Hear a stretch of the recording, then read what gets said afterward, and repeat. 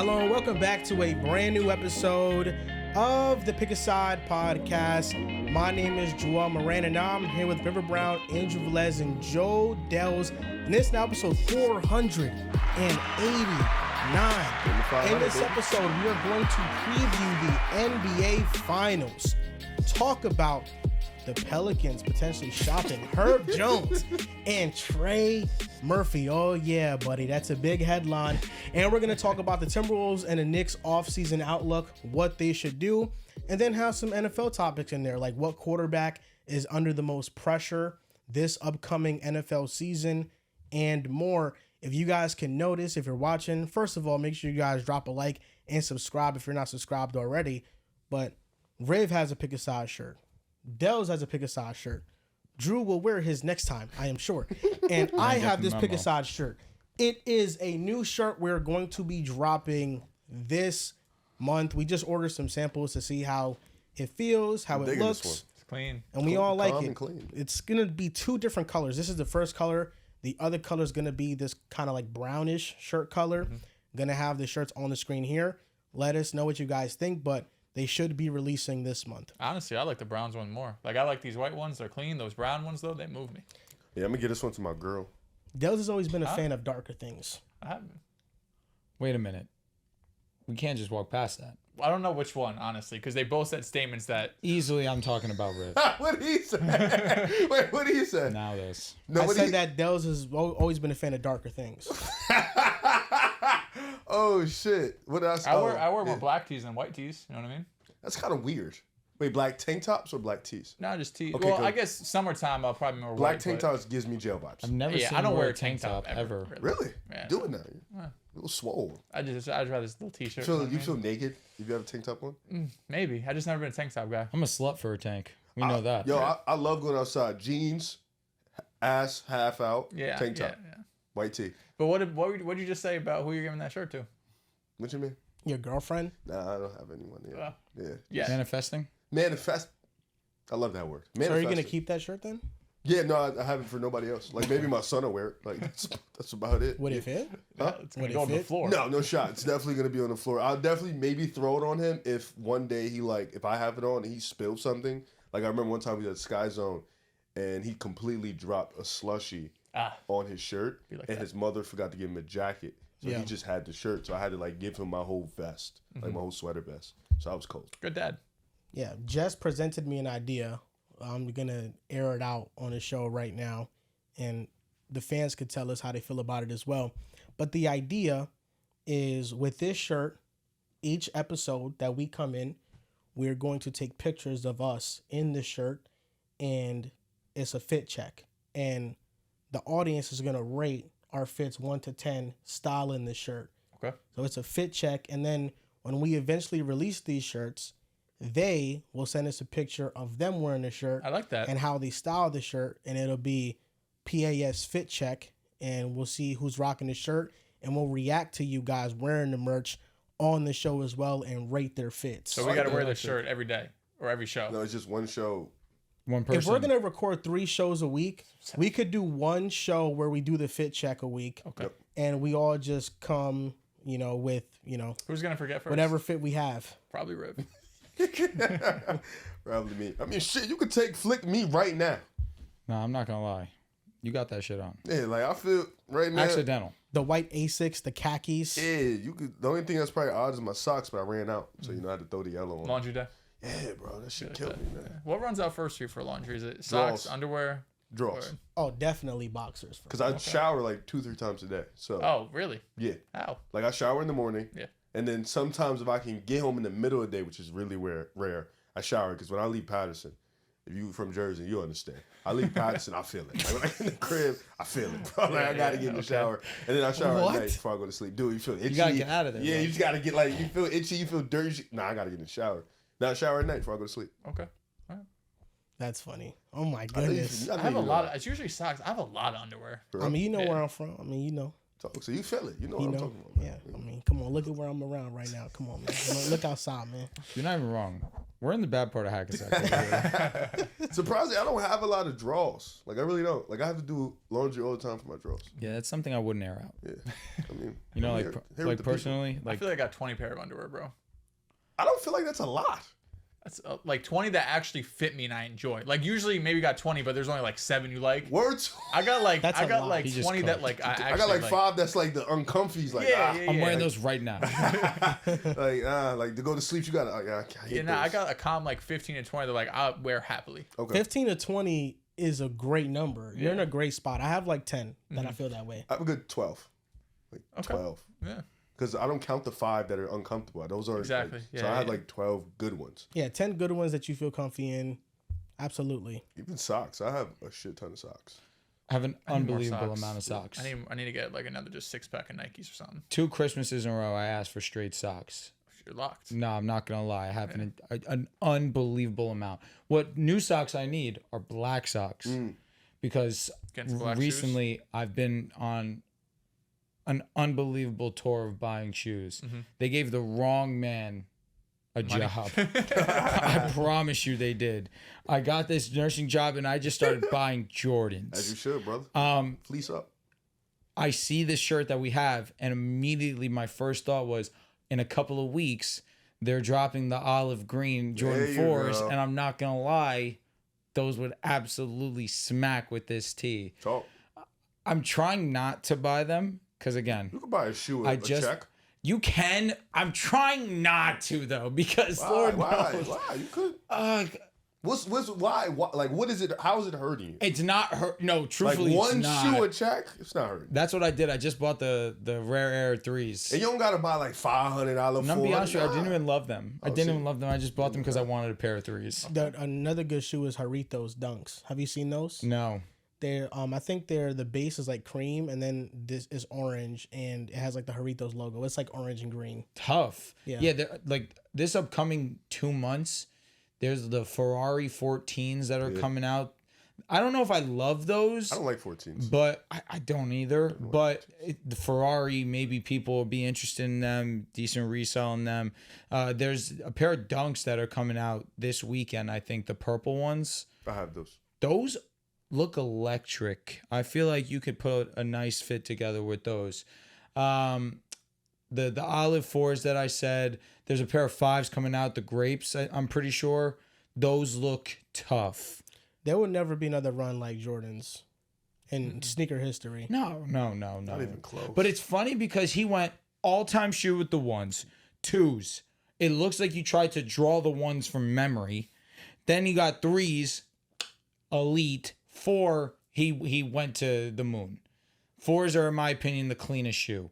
People like 5s. I don't mind the bulky 5s. for me. It's just the shoe clip, the plastic lace clip. I don't like it. It just looks out of place. But the shoe itself, the design is nice. It's just that. Then he waits 6 years, in my opinion, to go back to an all-timer with the 11s. Oh, you skip 9s? Are you a fan of 9s? 9s are so crazy. 9s are nice. Are they? Yeah, I like I'm, 9s. I'm not. They're nice. I'm not gonna I claim. don't mind skipping 8s. 7s and 6s are cool. Like, but they're not all the time. I mean 9s for me. the big shoe with the 9s is the Bugs Bunnies. Yeah. I feel like those I are have the to big look them ones. up. Are you The looking cool them up grade right now? 9s I'm about to too, see, yeah, all because the I know time. what like The 1s, 3s, 4s, No, my 11s bad. look No, like. That's it. 9s. You're absolutely The right. cool grade 9s all Yes. the time. But aren't there cool gray 11s too? Yeah, 11s is also all the time. Like No, oh, well. 11s are I don't easily like- my next cop. I like 10s too. Like I like the just white and red regular 10s. I think they're like. I think I'm thinking about the 24s. 8s. You might be because they're big. Yeah, the Bugs Bunny 8s. Yeah. I think those are the 8s ones. are alright. Because I'm gonna be honest with you, I don't love these. 12s. They're huge, Yeah. If you have big feet. and you cannot wear these with shorts. If you wear these with shorts, you're a sherm. You look They're like nice a sherm. though. 12s are nice though. I only cop them because I they're like flu those games. those colorway. I think all Jordans outside of like after he retired are pretty. Bro, awful. after 13 it gets dark. That's it. The yeah. 23s or 24s that I just saw recently, they didn't look Aren't those terrible. Westbrooks? Oh snap! Are they actually? I think I don't even pay attention to Jordans after I think they might basically his playing Yo, career. also, what's this stigma with lows? I'm genuinely asking. So they say that lows are unwearable because you saw me having this conversation, right? Jordan 1 lows are unwearable because you should basically just cop dunks. But people say that Jordan 1s, the lows, are ugly, even though people like dunks and they're saying that they're dunks. So why are they ugly? They don't look bad. I think it's just the dunks knockoff thing that gets labeled on them. That's really it. People saying they're ugly, I can't agree with. They're not ugly. You may think that they're swag jacking. Ugly is crazy. Because they say lows and mids you should never wear for one. Mids for sure. I don't disagree. Mids or whatever. Yeah, the lows, sure. though, they got good color wears. And it's basically a dunk. And also, the Travis Scott drops low ones. Travis Scott ones so crazy. Bro, they sell for like $3,500. Yeah, no, those are the best ones for but sure. he gets them off like. Is he the Ben and Jerry? Is he Ben and Jerry's? Did he have a Ben and Jerry's dunk? Ben and Jerry's had their own dunk. It wasn't Travis Scott. Wasn't him. Yeah, it was theirs. This is a very ugly shoe, but it went for a lot of money. Dude, the Ben and Jerry's are crazy. See, even remember the SpongeBob Kyries? Those were electric. They're not that expensive. They're not. Nah, they're just so nice. The SpongeBob and Patrick. I think the Kyries. difference though is when Cactus Jack had the ones collab, it was a reverse Nike swoosh. Yeah. So it's just a different vibe than all the other ones had entirely, and that's why I like Travis Scott's collabs. His fours, the Cactus Jack's fours, I think are one of the best shoes out too. Apparently, he's having another drop soon. 64,000 pairs they're gonna sell. Nice.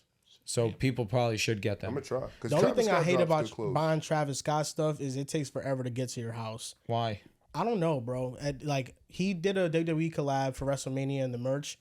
I bought 2 John Cena jerseys. It's like a 54 jersey, like Travis Scott style. I bought like a CM Punk shirt. I bought like a Stone Cold shirt. I bought a lot of things with the plan to resell it. I really didn't care about wearing it. And it says when you buy it, it's gonna take like 6 weeks to ship. Is it like a pre-sale? Did you finally get it? No, I'm still waiting for it. Wow. I bought it at WrestleMania? WrestleMania. That's insane. I'm still waiting for it. That was a minute ago. Yeah, like his stuff takes so long to get to your house. It's unbelievable, but it usually takes about like 2 to 3 months to get to your house. I'm gonna be honest. Like when you buy from him. I am interested in getting those ones though. Good luck. The Cactus Jack ones, they're the best ones, bro. Like 64,000 pairs of shoes. I should be able to get a pair. You'd be surprised. You're not wrong, man. People love that guy. Understand. But there's no other run that's gonna be like Jordan's run with sneakers and dominating culture. I mean, his sneakers, they still dominate the culture landscape with style. I feel like only now there's been other competitors coming in the mix. Like I think New Balance has made a wave. I like New Balances. They're cool. They're very Good to comfortable. walk around and The just way chill. Jordan just does like drops and stuff, I feel like we're never gonna get like that level. Are you guys gonna cop Shays? I Absolutely. don't even know what shades look like. They're awesome. Absolutely. What do they look like? Get a pic. I got you. They are like the basketball Tim. And I say that because of the colorware specifically, but they're bulky They're as talking hell. about the mustard color? Yes. Yeah. They're different. There's a gray color. There's a basketball mustard shoes? color. Yeah. Yeah. Well, he wears them, yes. Oh, I Who's thought he it was signed like. with? Yeah. He signed with Converse. Oh, okay. Oh, right. So Yeah, these I are thought- Converse. Oh, those aren't terrible. Oh yeah, I would cop those. For 140. Yeah, those They aren't look terrible. like the glove, low key. Yeah, those aren't terrible. They look at all, like actually. futuristic. That's why I fuck with them. They look cool. I Yeah. would cop them. I They feel look like like just Jalen as Browns. recently, other brands have been in the mix. Like, I think Crocs has made a wave in fashion and culture. I think New Balance is there. I think Asics has made some buzz, but there's really nothing that's gonna compete with Jordans and what they did. There was one guy, and then that one guy lost his mind, and he doesn't play basketball. Ah, Who? Kanye West. Kanye. Yeah, He had had it on. shoes Yeah, in yeah, a yeah. chokehold. Yeezys was killing. So first off, Red Octobers go for 10 bands still, and then he went on a crazy Then he Adidas fake run. brought Gap back. Yes, in a way, he like, faked it. yeah. He faked it, and then Gap has some nice lost stuff. his mind. Yeah, he did lose his mind. He lost He everything. lost his mind. He was killing it. Yeah, he No. would have had a whole second career as like a fashion star, bro. Those Yeezys, the 350s that were all black with the gray stripe, I fiend for those for so long, and I never got them. They were like $800. I said, I'm not doing that. Nah. I'm not doing that. I told you what recently I was contemplating getting Concords, and that's more than half the price. Like the fact that Yeezys were that expensive were crazy. You know that PJ Tucker has the best shoe collection, right? That's like what he's famous for at this point, right? Because it ain't his career. Damn. Well, he's a veteran for the Knicks. They made the Doing big it off the conference glass. finals. Yeah, no, that was crazy. Such a smooth LeBron to D-Wade.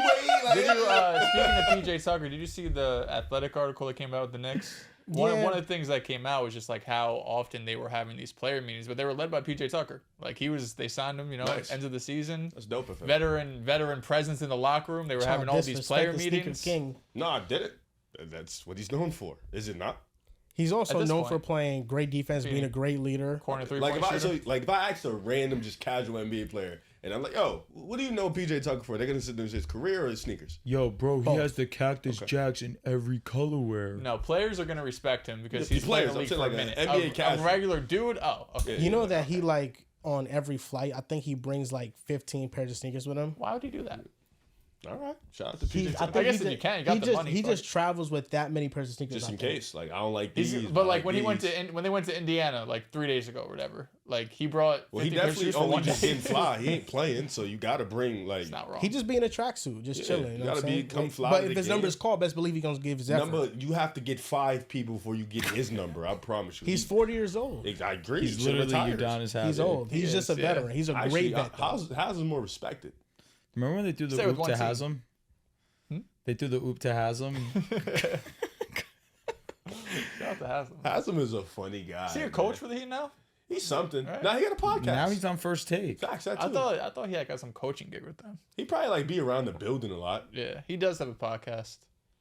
It's Ah, cool. let's do It's him and Mac Miller. Like it's Right, not Mac. I'm Miller, sorry, wow. Mike Miller. Mike Miller's been Yeah. crazy. Nah, it's cool though. Like it's like they be talking about some cool stuff. I mean, it's not the first time somebody's accidentally called Mike Miller Mac Miller. There's Probably no not. way. No way. Won't be the last. No. It's the first time I've heard it. It's Really? not the first time I've heard it. Yes. I most definitely have First time I've accidentally actually said done it. that. Yeah. So like first Well, time. I've when's done the that. last time we brought up Mike Miller's name on this podcast? It's probably been a minute. Funny enough, you're probably right. You know, What team you play for?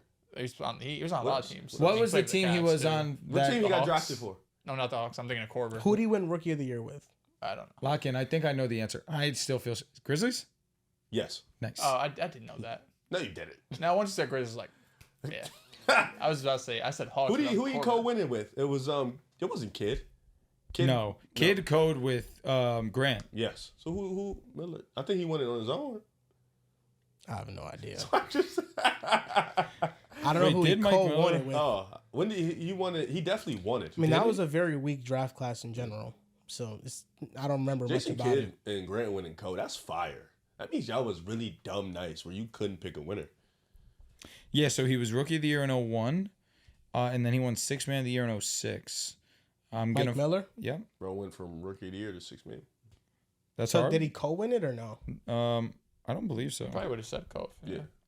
No, he won it outright. Kenyon Martin came in second. Yeah, respect K.M. Mike was a Miller. 26 point per game. I'll be scorer. honest with you. If you can name me the 3 other players on this, I'll Venmo you guys each individually $100. Well, no, all rookie team. 2001. The 5 players that got votes for Rookie of the Year. What Kenyon Martin you said? Yep. Elton Brand? No. I don't know that yet. Kenyon Martin. What? Okay, buddy. Oh. Yes, you got Just- one right. Yeah. Oh, I got it right. Well, he said he was coming second, and then you said Kenyon Martin, and then you said Ellen Brand, and then said Kenyon Martin again. You know that's what happened.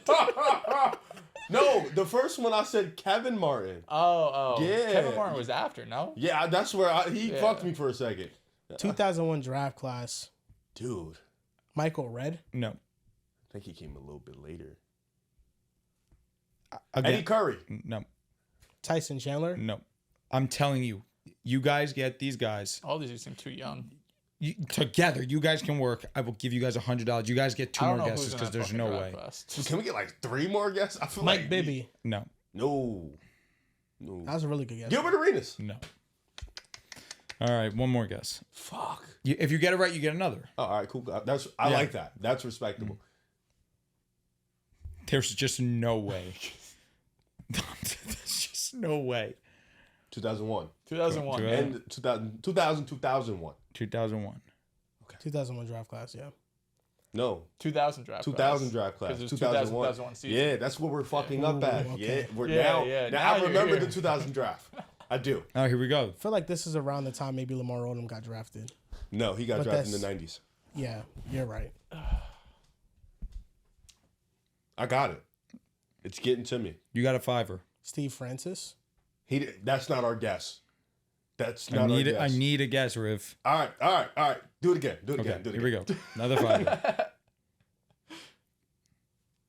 I got the answer. Here we go. Is Steve Francis. Steve Francis. Mark Jackson, Darius Miles, Morris Peterson. You know what's crazy? Darius Miles was dead in my head. I don't believe you. He was. Because I was thinking, we said Lamar Odom, him, Darius Miles, they all played together in the Who Clippers. did Darius Miles play for? And I'll believe Cavs. Clippers. He did play for the Cavs. He did play for the Clippers. 2 more teams. Cavs, Clippers, Portland. Raptors. Oh my God! Portland. Go to the moon. One more. Portland. Cavs, Clippers, Portland. This is the last team he played for. Cavs. All right, can you help me? East or West?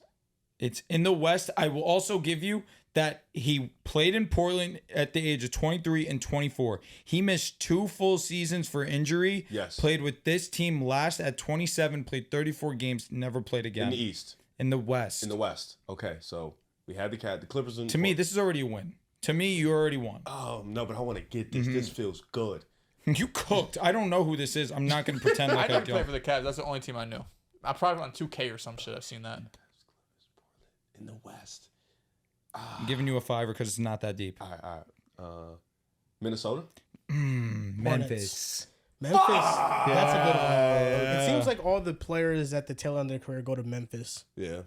Damn. The other M. Yeah, it's all right. That's why you said. Yeah, that's brutal. That's brutal. That was good though. You cooked. I remember.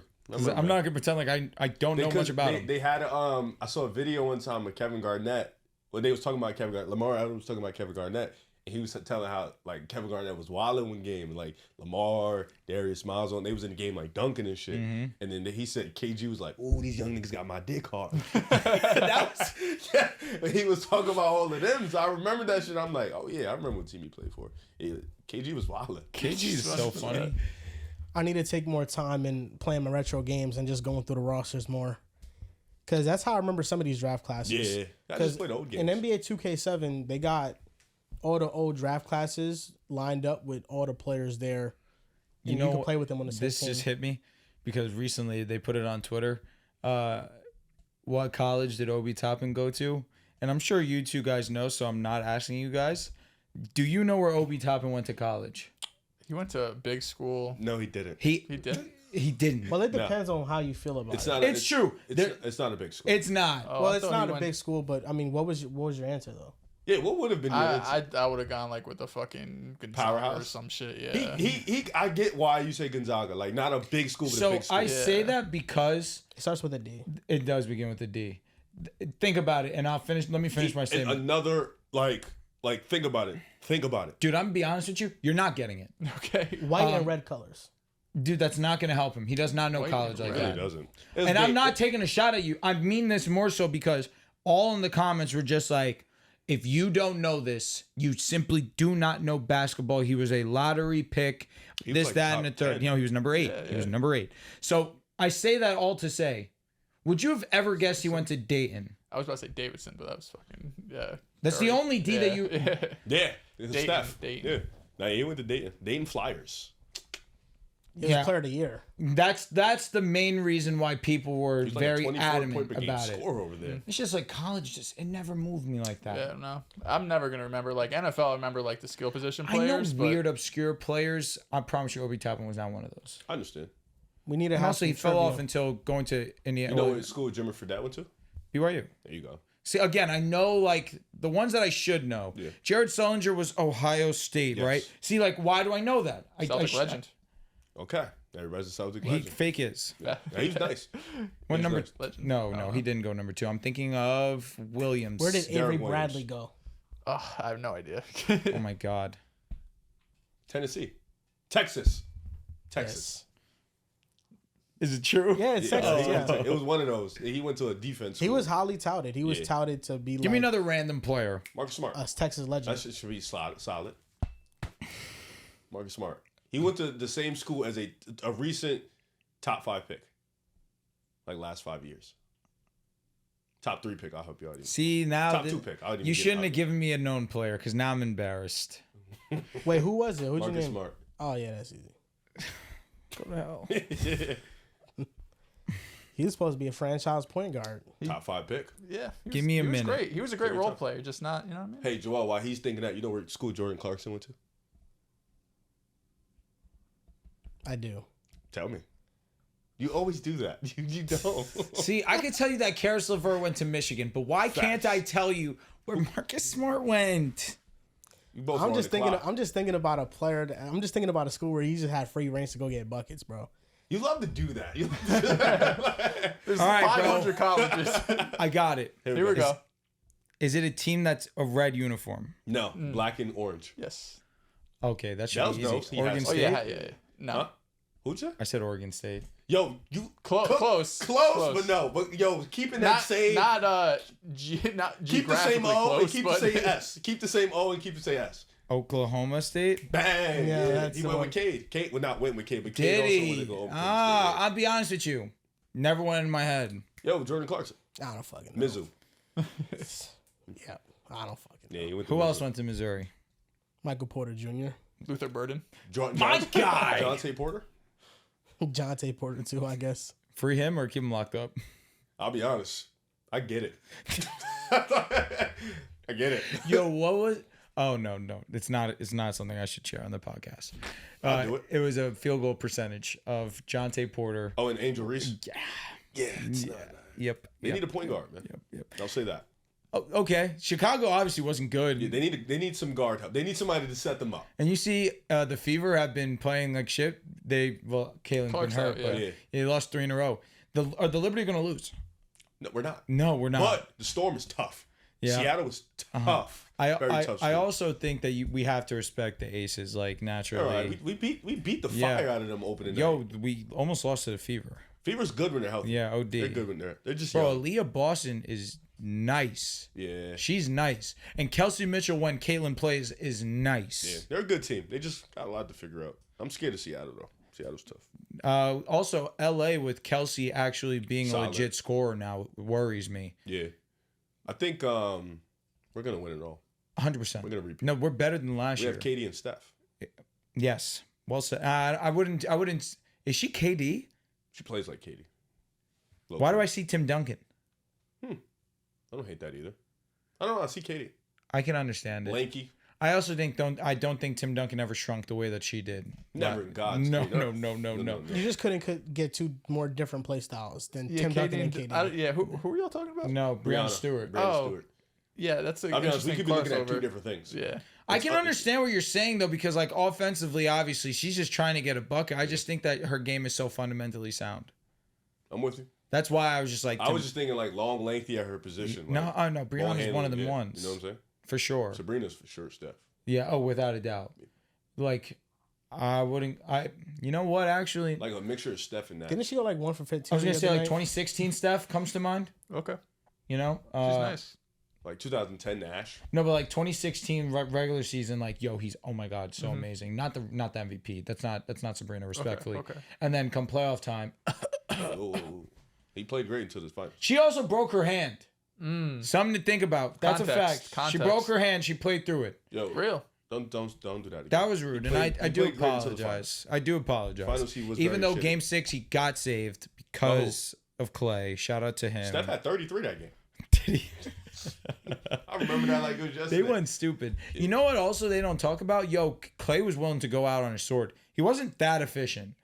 Like he shot under 50%. He just was letting it go, Hey man, which I respect. most of his You're the number 2. You have to do that. most of his attempts are jumpers. So like it's Agreed. gonna be a high low. I think he was like a what was it? Klay going to the rim is actually like rare. Yeah. You should Was it 13 for 28, something like that? Which obviously still solid, but like Klay, you'd think of him like the efficiency guy because he's just taking high efficiency shots.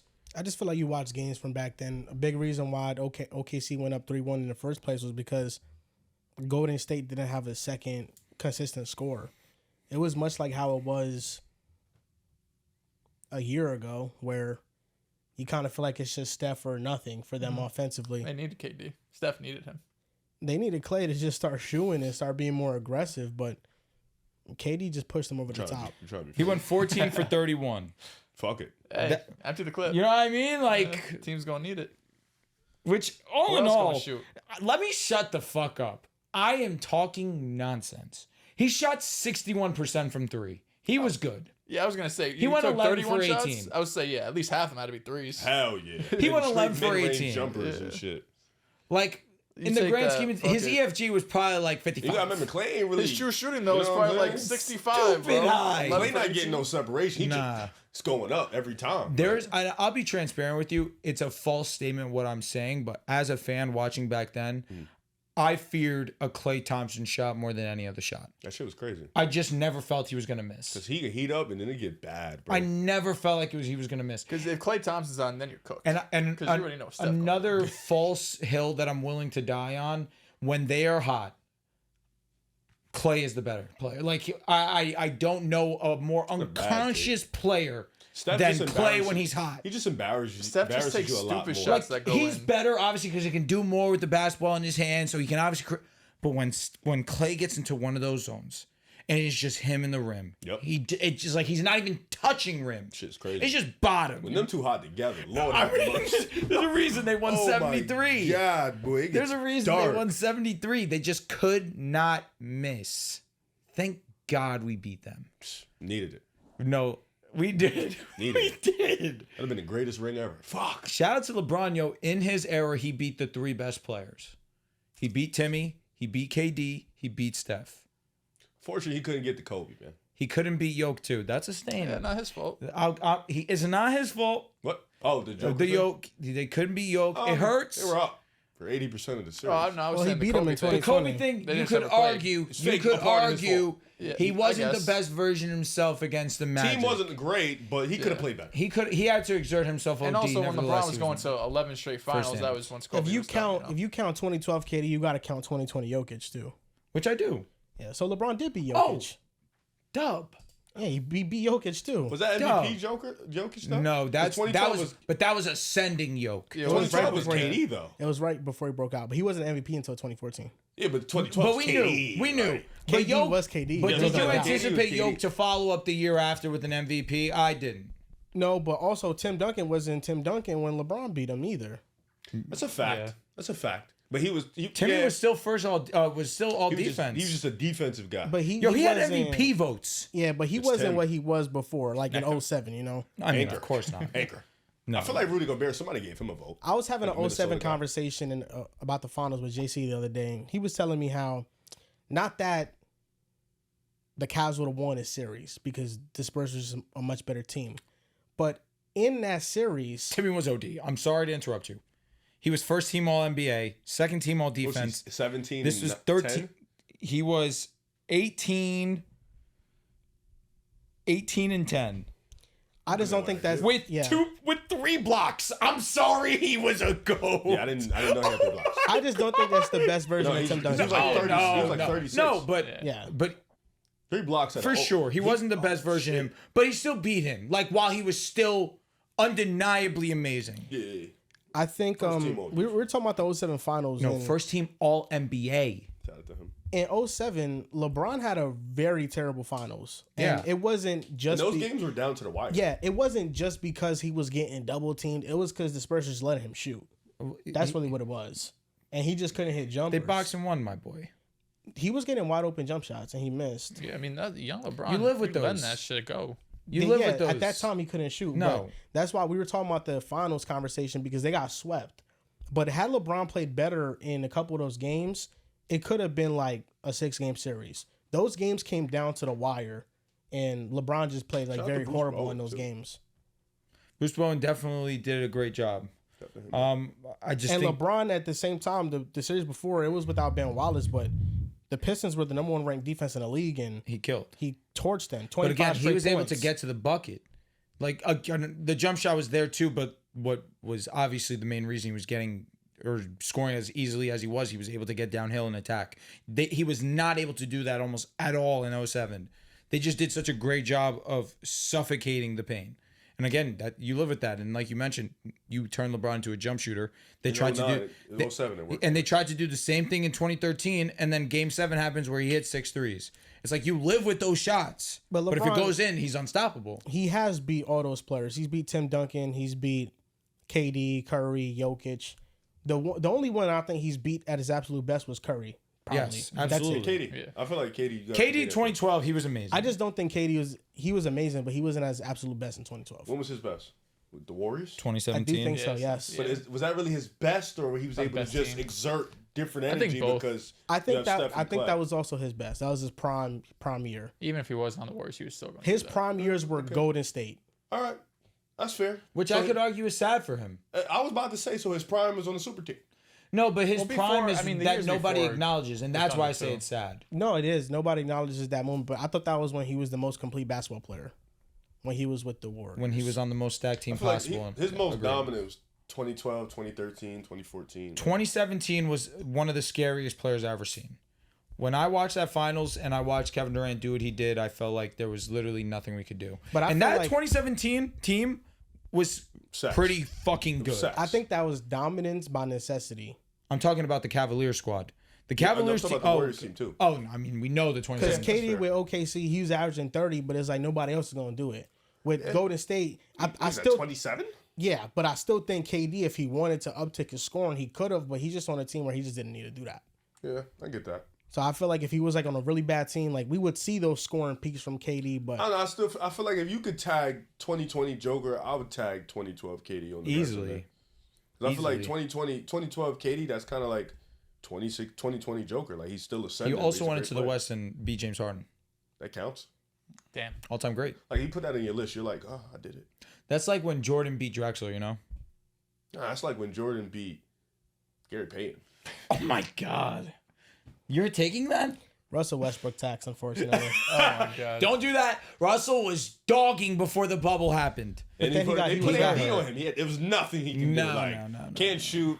Come down to this peak. His peak was when he hit the game, he hit the shot to ice the game, and he was screaming at the little kids in the bubble. Shit killed me. Remember the Dame one when it was like game one against you guys, and he was like, "Stop playing with my motherfucker." Yo, LeBron also beat Jimmy Butler, one of the best player performers of his generation too. You have to keep that into consideration. It would hurt. Beat Jason Tatum. Everybody does. That really didn't move me too much, but you know, LeBron. When? 2018. Oh, Rookie Tatum. Hey, Rookie Tatum broke some records. Rookie Tatum thought he was someone when he bumped LeBron. Yeah, that shit was hard. He dunked on him. He lost the game. I'll be honest with you. That's one of the all-time moments that nobody will talk about. I'll talk about it. I'll be honest. All-time highlight. Tatum got a nice little cool resume. Beat Giannis. Mm-hmm. Beat Luka. Beat Jimmy. Beat Luka. That stops there. Beat Giannis. Oh, beat KD. Beat KD. Donovan. Beat Kyrie. He did beat. Well, Donovan got hurt. He did get hurt. Can't put that on the Swept KD and Kyrie. That moves mountains. That Jimmy moves Butler. me. I put Jimmy. Jimmy's on there. Playoff riser. What's Luka's thing looking like right now? I'm asking. Beat Kawhi. We got Devin Booker. Yes. Shea. Got Shea. That's big right there. D Book. Young Kawhi. We said Kawhi. Harden. We gotta stop. Paul George. Ant-Man. We can put that up there. 23-year-old Ant-Man. Paul George on. No, that Paul George? No, they didn't. He didn't. No, did. I wouldn't put Kawhi there. He did. He did. He didn't. You can't put Ja? Kawhi. No, you can't put Luka? Kawhi. So I don't know why I thought Shea all of a sudden. Yeah, no, Ja didn't play Luka yet. You put Donovan on Luka's resume. Beat Donovan. Oh, well, Jalen Brunson's on. You know. It was on the team. Shout out to him. Yeah. Donovan Mitchell. Yeah, so they put him on. Yeah, that's it. He's won 4 playoff series. Oh, Ant-Man. Facts. Cat. Did we put him on there? Rudy. Four-time DPOY. So we just all right. Yeah, that's fair. But you mentioned it, Riv. The Warriors weren't able to complete an all-time season. The Thunder are looking to complete that all-time season. We're going to get into the NBA Finals preview. 40 minutes in, baby. Pacers versus OKC. Now, do any of you guys think that the Pacers have a realistic chance Where we at with it, Del? to upset We had them the in the OKC finals. Thunder? We what did. I'm saying? I don't know. I think the Pacers have more of a chance than people give them credit for. Are you the people? I don't think they're gonna win, but I do think they have a legit chance just because of their offense, just because of the issues they've been given all of these teams throughout these playoffs. Because they can do both, right? Like obviously they could outscore anybody. The Cavs' number one offense, they were able to beat them in the second round, of course, with the injuries, and their defense is nowhere near what the Thunder are going to give them. Like obviously, Thunder are the best defense arguably you've ever seen, but what they're able to do is they have good defenders with their effort become very good defenders. You know what I mean? Like they don't have a Rudy Gobert, a Chet, some of these high-level rim protectors. They don't have, some of these Lou Dort, Carusos that they're going to see on the other side. But Andrew Nembhard gave Jalen Brunson a really tough time. Aaron Nesmith is a solid defender. Siakam is a solid defender. But they don't have anyone that you're looking at defensively that really puts fear in your eyes, right? Like Nembhard did as good as he could against Jalen Brunson. Going up against Shea is going to be a completely different issue, right? Like Shea is obviously like 5 or 6 inches taller. He might not be as strong because Jalen Brunson, even though smaller, is strong as shit. But SGA, when it comes to being able to get to the line, scoring at all 3 levels, the efficiency he's doing at, everyone's been able to eat against Indy and their defense, right? Like, even though I'm saying how good this personnel can be when they're playing at a high level and they're picking up from 94 feet, Donovan Mitchell had a game where he had 50. Jalen Brunson averaged 30. Giannis, nobody's going to stop him. But Shea's going to be able to get his. Really what Indy has to do, number one, they do a good job of this already, but you're going to have to win the turnover battle. And, right, this is a historic team, the Thunder are, when it comes to forcing turnovers, limited their own turnovers. So that's already an uphill battle you're facing. And number two, Tyrese Halliburton's got to give you consistent offensive production every single game. And that's something I'd be concerned with if I'm a Pacers fan, because he has those high highs, right? He has that game, it was game 4 when he goes down, has a perfect triple-double, but he has those low lows where he has multiple games where he's dropping less than 15 or 16 points. If they want a legit chance to win this series, Tyrese has to be an offensive machine for every single game, not just as a playmaker and as a distributor, but he's got to average at least 20 and 20 every single game while having those blow-up performances where he's super efficient and not turn the ball over. So those are really the 2 key areas. If they're able to get in transition against the Thunder, not have to play their set defense, they're already a great transition defense team, but that's really the only way I think they'll be able to consistently generate offense. Because in the half court, we saw the Pacers have some trouble even against New York in the half court when things got slowed down towards the end of the fourth quarters, towards the end of the series. So it's going to be an uphill battle for Indiana. I do have the Thunder winning in 6 games. But if Hali can give you real consistent offense production alongside Siakam, who I didn't mention, but I'm really looking at Hali as like the superstar in this team that I need you to be a great 3-point shooter. I need you to be aggressive getting downhill. I need you to, of course, be the facilitator you are while still doing all of the other things that this team can from their role players. So it's going to be a tough series. You know, they're I think they're the largest underdogs since the Cavs going up against the KD Warriors, you know, was that 7-8 years ago at this point. So I got Thunder winning in 6 games, I think. I do think the Pacers get at least 1 or 2. But they're going to need a lot to go right for them to win the series. Yeah, before you go, because I see you have so much to say, and I think you should really dog him. I do think it's interesting. Nothing really to dog. Yeah, it's interesting because these are 2 teams that really don't turn the ball over. 2 teams that maintain, possessions that are able to keep, turnovers, keep their turnovers really, really low.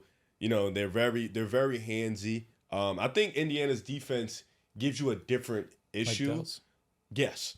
They're a defense that wears you out. Like you notice with Donovan Mitchell, Brunson, they seem a little bit gassed or tired towards the later games. It's a defense that doesn't let up. A defense that, yes, we see insane scoring amounts, but they're a defense that wears you out. And they're just, in general, we've seen so many comebacks, I feel like. We've seen so many late game surges from this Pacer team because they're resilient.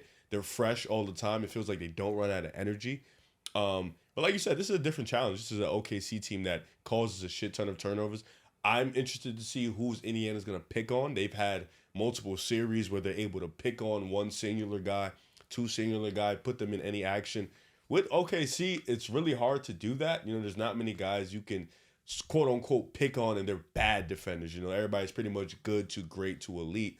And I don't think OKC is gonna have to do the double big lineup. I think they can go single big, miss and match, play small ball, kind of play. They've been actually one of the fastest paced teams in the playoffs this season. They've been the fastest at number 1. So they're able to dictate pace. They can play at Indiana's pace. They can play slow and methodical. SGA can go to work. I believe he had a 40 ball of them earlier in the season. This OKC team is really good. I think Indiana right now is shooting at a crazy rate right now. OKC, their 3-point shooting hasn't been the best. It's been a little bit up and down, but their defense is so great. I'm interested to see how this Indiana offense looks with this type of defense, this type of looks. I do have OKC in 6. I do think it could be a fun one if we get the best version of Indiana offensively. And if OKC's defense is not able to stall Indiana's offense and able to get it going, get out in transition, get out in fast break, beat OKC to the punch before they set their defense, this could be an exciting series. But this is just a different challenge. And I think OKC is going to win.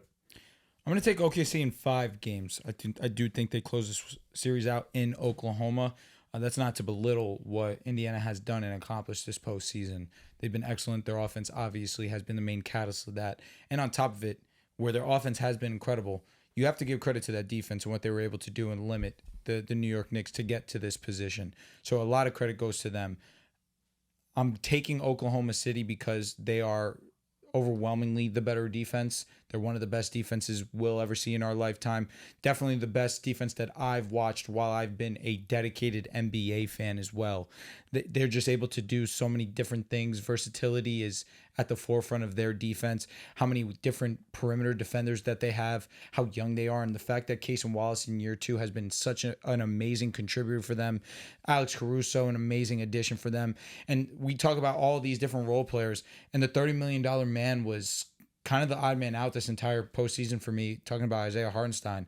Isaiah Hartenstein, for me, has been the weakest of the best players for Oklahoma City, where we haven't seen him be his usual offensive self. Where I say that, where in the entirety of the regular season and last year's postseason run with the New York Knicks, what really caught our attention was his touch near the rim. He's not really even looking at the basket when he's trying to score it, when he has the ball in his hands. I think that that's one thing and one of the main reasons why we haven't seen him utilized as much. Obviously, we understand what he brings on the defensive side of the ball, but Riv, I'm with you. They don't have to play this big lineup consistently throughout this series. Yeah, they do have the size advantage, but again, they know how great they can be when you just run Chet at the 5. And with the way that J-Dub and Chet both played in that Minnesota series, you're anticipating to get the best versions of them in this finals as well. And I think we are going to see that. I think that when you look at the Indiana Pacers offense and on that side of the ball, it's going to be interesting to see how the turnover battle is played and who ends up winning that. Because again, they don't turn the ball over, neither of these two teams, but there is one team that is overwhelmingly better at causing them, and that's Oklahoma City. And we know how great they are in getting their transition buckets and scoring off of these turnovers, and that really becomes the swing in games. So I'm going to be interested to see how that goes, because again, we're looking at the best defense against a top 2 defense and arguably the best offense, the top 2 offense and arguably the best offense in this playoffs in Indiana. And again, like you mentioned, Riv, both of these teams can play so fast. So it's going to be interesting to see the tempo at which these games are played. It's going to be exciting. I think as an NBA fan, people are underrating what a fun performance is going to be. And again, I'm taking OKC in 5 because I think they are the better team, but that's not to take away anything from Indiana. Now, the last thing I'll say, and this is what I was making the face about. It's funny to me how Boston fans have gravitated towards the Pacers. And now this is obvious. Boston lost to the Knicks. Why would you root for the team that beat you? Easy. But deeper layer, is it coincidental that Boston fans find themselves rooting for the player that also didn't play during the Olympics? That's the one thing that I thought is also... Also, they talk about last year's series, toughest series for them, even though it's a sweep. You know, they love Indiana. It's low-key... I would say Boston fans have been showing Indiana love since last year. That's where it started. They love Indiana. It's both of their star players didn't play. There's a lot, I guess there's just so many different ways that you can look about it. They also, last year, the Celtics had, their best player not win ECF MVP.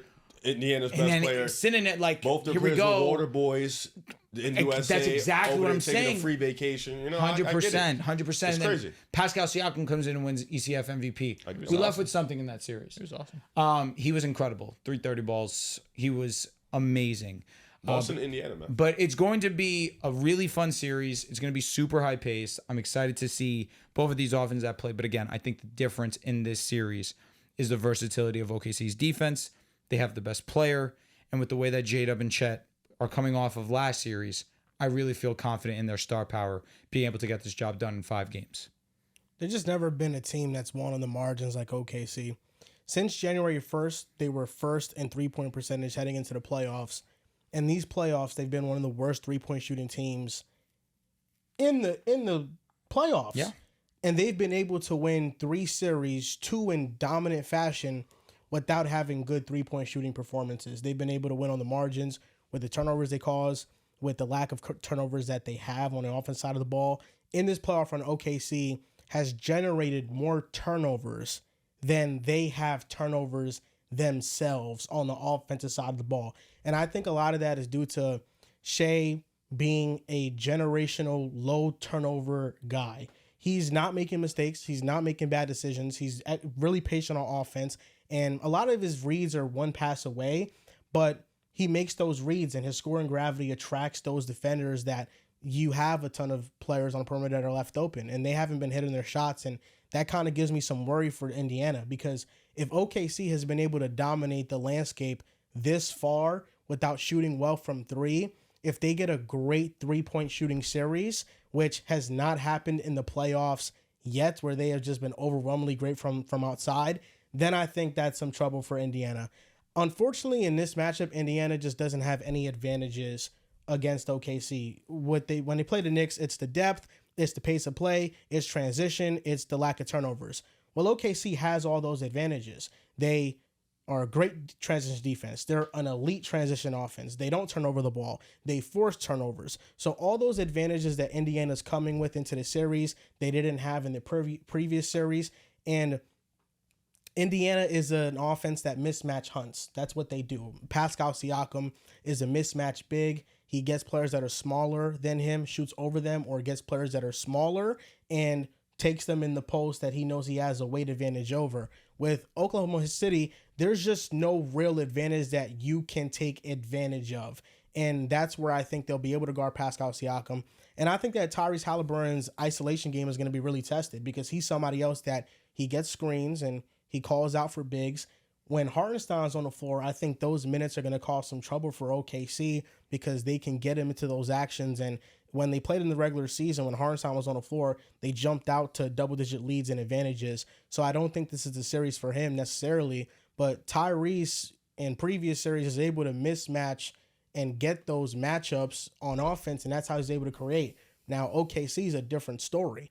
I think what the Knicks did starting from Game 5, that's going to be OKC from the beginning of the series. They're going to pick him up 94 feet. They're going to make sure that he doesn't have a head of steam in transition, and he's able to make those passes, and he's able to be quicker with those decisions. They're going to pressure him. So it's going to be interesting to see how Rick Carlisle adjusts to whatever defensive coverage that they have on him.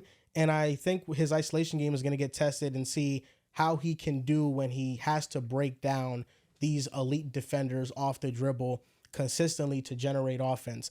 The one stat that I do think Indiana has an advantage in is OKC is allowing the most open corner three-point shots in the playoffs thus far, and that is due to a variety of reasons. They just ignored shooters up to this point.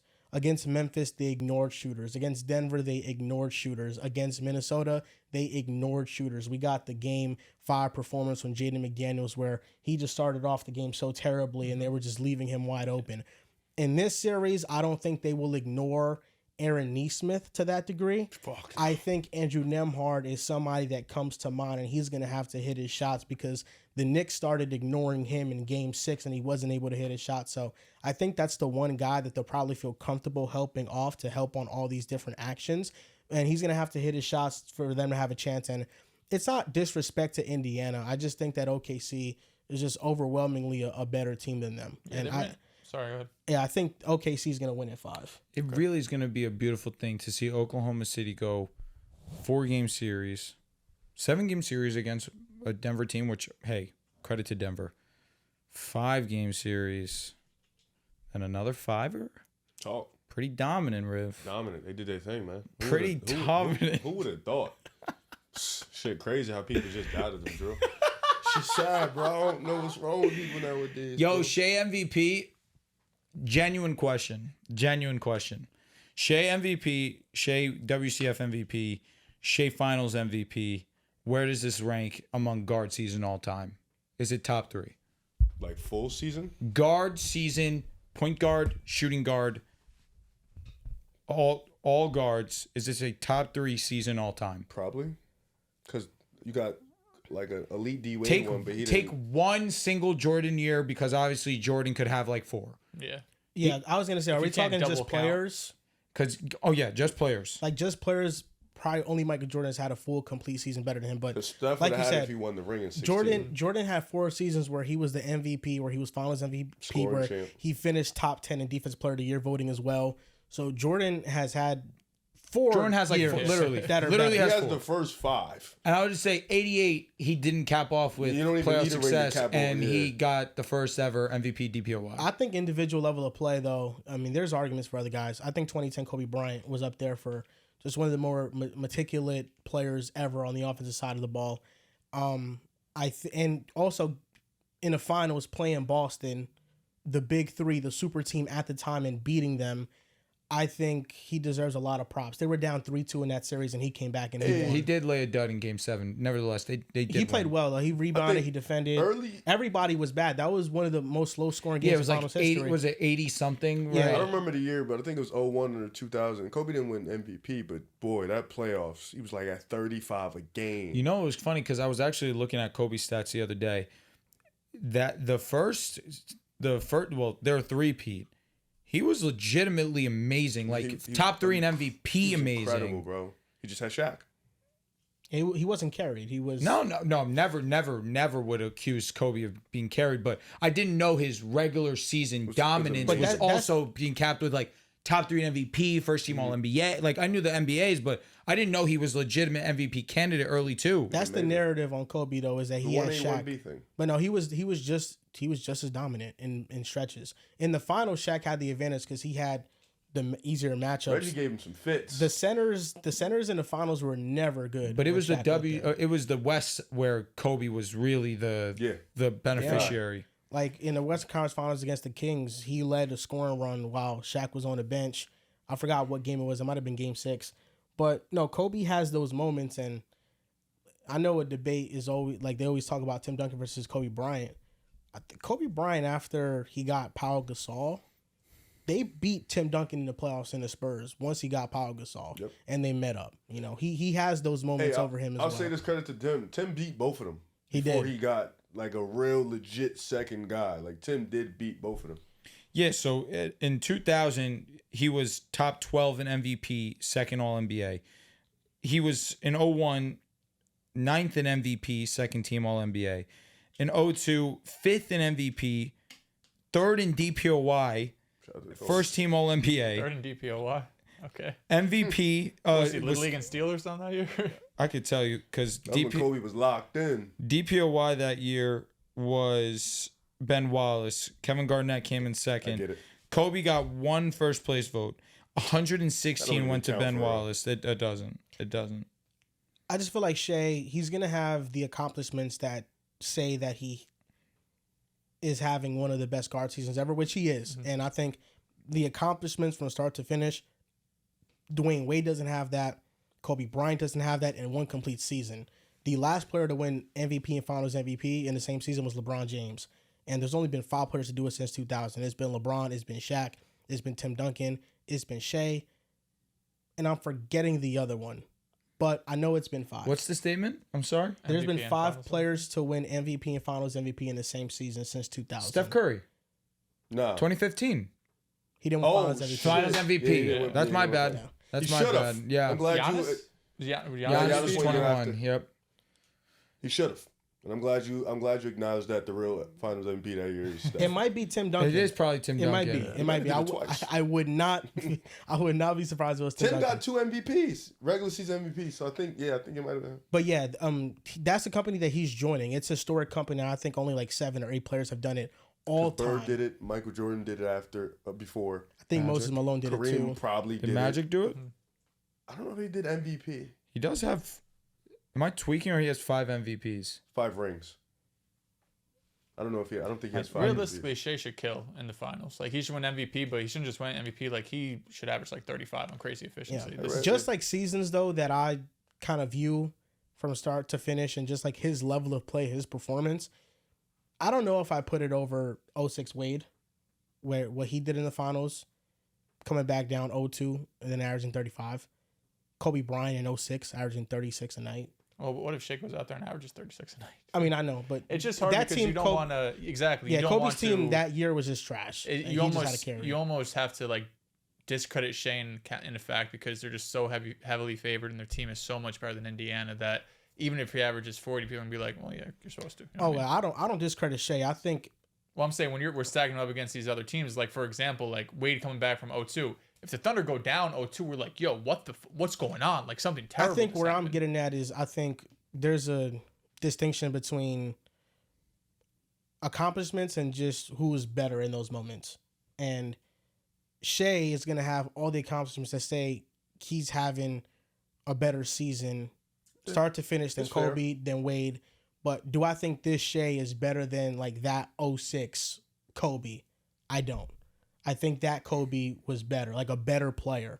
Like I think there's other guards that Shea's having a better start to finish season than them, accolades wise. But I think those guards in those seasons were better players. I think Shea offensively is one of the most refined guards I've ever seen. I say refined also where, yes, Dwayne Wade era, not the greatest jump shooter. His ability to get downhill, his mid-range was pretty solid as well. But obviously, his ability to attack the basket was second to none. Shea legitimately is unstoppable. I put Shea... Scoring the basketball, what can't he do? I put Shea over Just Wade. 3-point shooting. That's I put Shea over Wade in some of those seasons. I think his two best seasons were 06 in the playoffs and then 2009 in the regular season where he averaged 30. But Kobe Bryant, I mean, Shea would tell you himself, Kobe Bryant is his GOAT. Shea is caught on video saying that Kobe Bryant, he's Michael Jordan, but better. He's better than LeBron. So what you're telling me is that Shea got caught lying? So it sounds like. What I'm telling you, what I'm telling you is that to Shea, he's gonna be very humble about this, but I think even to Shea, he will not say he is better than Kobe. Yeah, but like season for season, Kobe is the. I would not take Shea over Kobe, obviously. Yeah, I don't think that I would do Yeah, either. that's insane. And it's a conversation that's going to pop up. But players' goats are so exactly. like, you know what I mean? Season for season, Steph Curry. One thing we're not going to act like is having Kobe as your GOAT is somehow No, wrong. just having him better than Michael Jordan, LeBron is ridiculous. No, it is wrong. Yeah. If you have Kobe as your GOAT, respectfully, but like people have Paul George as their GOAT, and I can't say nothing about Kobe that. But being your GOAT and Paul George being your GOAT are two way different things. Agreed. One has being a personal GOAT. Decent seat at the table. There's the other is Kobe Bryant has an argument to be one of the 5 best players ever. You know, for sure.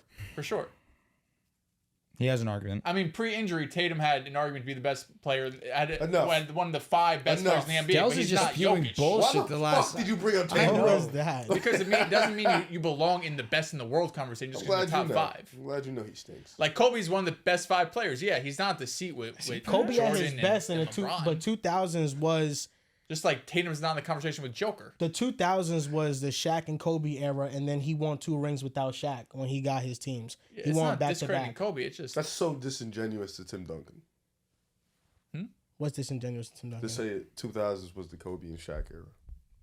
The early part of the era it was. Tim Duncan. Tim won in '99. What are you saying from 2000? No, I understand, but the 2000s fair. He won in '99. Didn't they win in 04? Not 04, excuse me. 03 04 or some one of those. 04. Yeah, not 05. And then he won They won 05. 07. Thank you. But he they won has 2 5. rings. They won 5. So Yeah, 99, 05, 07, and then 2 in the 2010s. No, 'Cause they only they won beat the- 14. It's 99. Yes. It might be. Is it 03 or am I might- tweaked? But 2000s Lakers, 2001 is the Lakers, 2